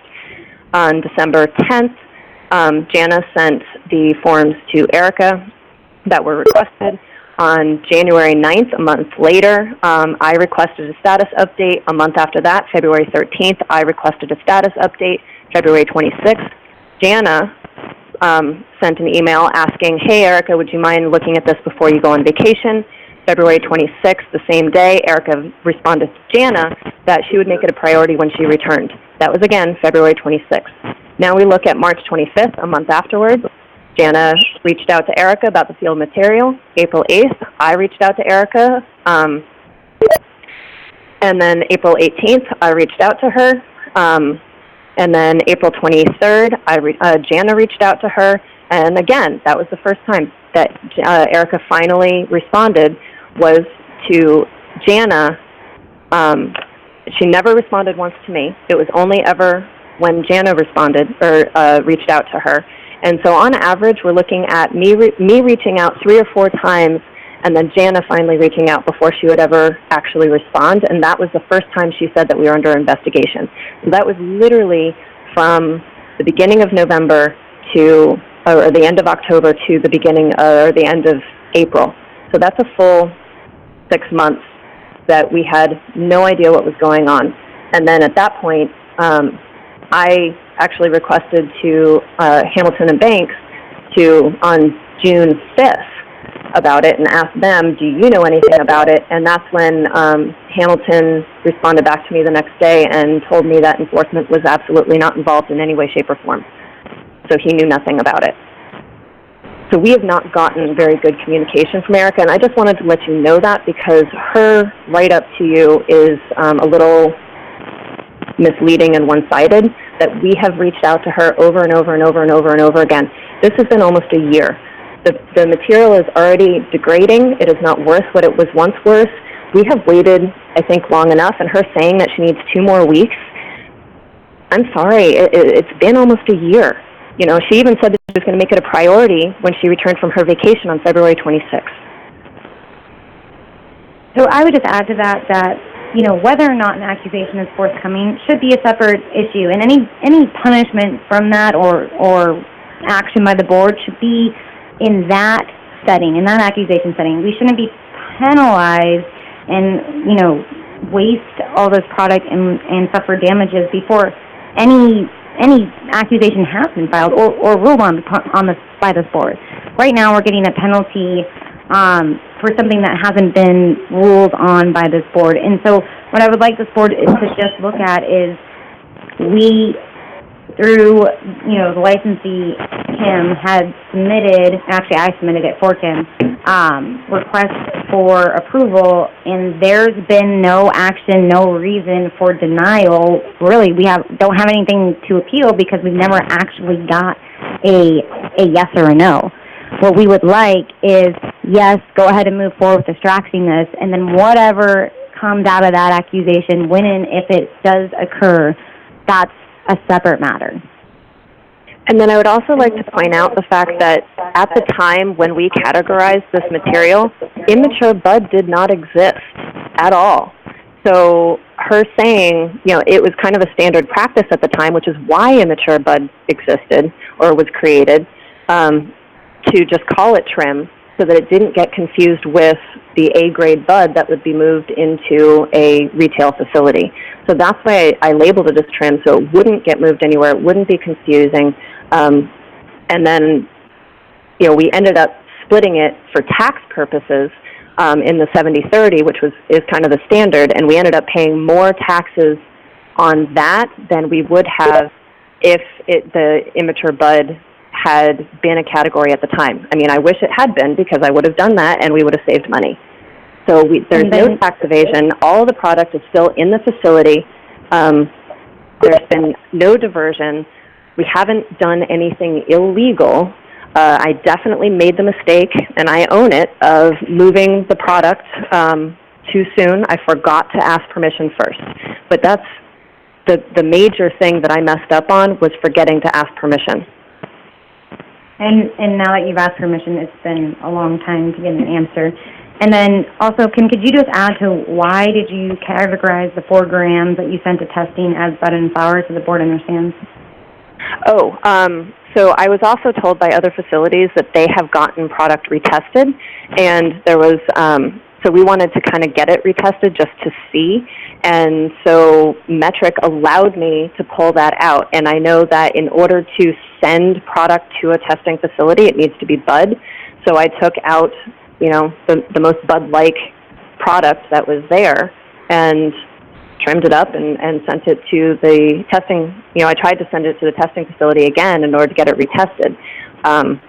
Again, Metric let you do it at the time. It won't now. It kind of shut that option down. But when Metric lets you do it, and I've heard that other people have gotten product retested, I didn't think I was doing anything wrong. All right. Okay, we've got a hearing coming at 5 o'clock. We need to give staff time to do some technical things. With that in mind, go ahead. Well, I was going to say I'd kind of like to continue this discussion. It's obviously one we're not going to resolve in the next 5 minutes. If I may, Mr. Chairman, I don't disagree with you on that. I do have a couple of questions. Go ahead. I apologize to everybody involved because I was kind of reading this background material whilst listening to the discussion. So, Kim, my understanding from reading the narrative provided by Ms. McCollum is that there was roughly 34 kilos of material originally harvested. Am I correct that much? Sorry, you're kind of breaking up. It's hard to hear. So in the narrative that I'm reading, there was 755 plants, roughly 34 kilos of material that was problematic for you initially, right? It got some sort of a blight. Am I correct?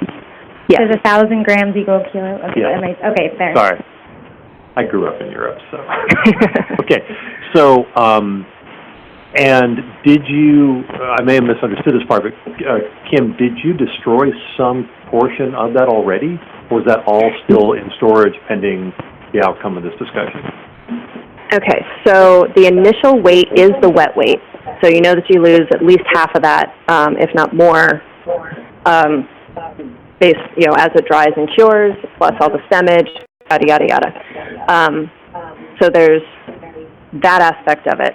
And then one of the packages also had bud rot. We did not waste anything. What you were kind of confusing it on was when I was originally talking, I had asked her to, if we could create something called a rainbow roll, because we had taken the shake from all the different deli-style jars and combining it into one large container, and then we were planning on just making kind of a mixed hybrid of trim, not trim, but shake pre-rolls from the bottom of deli jars.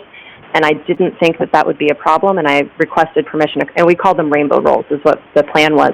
I requested permission 3 times to do that, and she never responded, so I finally wasted that product because there's no way to unseparate a bunch of shake.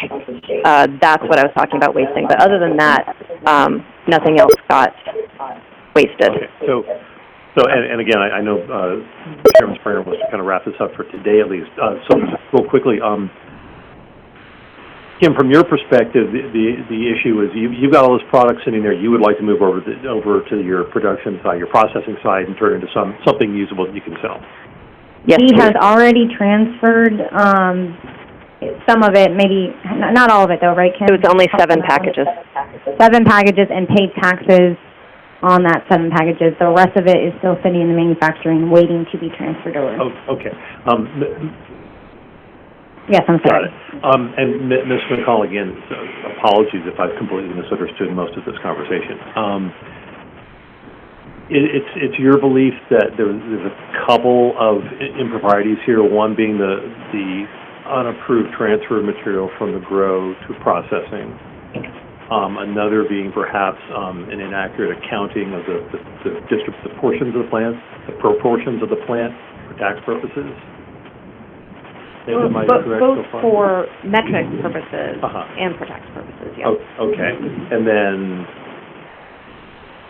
there's a final, what would the accusation be, or the charge be? There are other issues related to this license that have been investigated, so I don't think it's appropriate to discuss those right now. Okay. That's not germane to what we're talking about. I don't have any more questions right now, though I'm probably going to. Sure. Okay. So we tomorrow morning we have an executive session, and then we were going to take up. What was it we're going to take? Oh, we're going to regulations.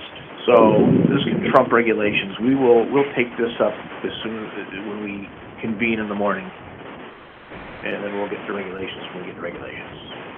Okay, with that, we're going to adjourn for the evening. No, I'm sorry. We're gonna recess. We're gonna come back in executive session, correct? For this hearing. This not okay. All right. We have a hearing, time certain, 5 o'clock. So we're gonna take a break until 5 o'clock or until the technology is fixed.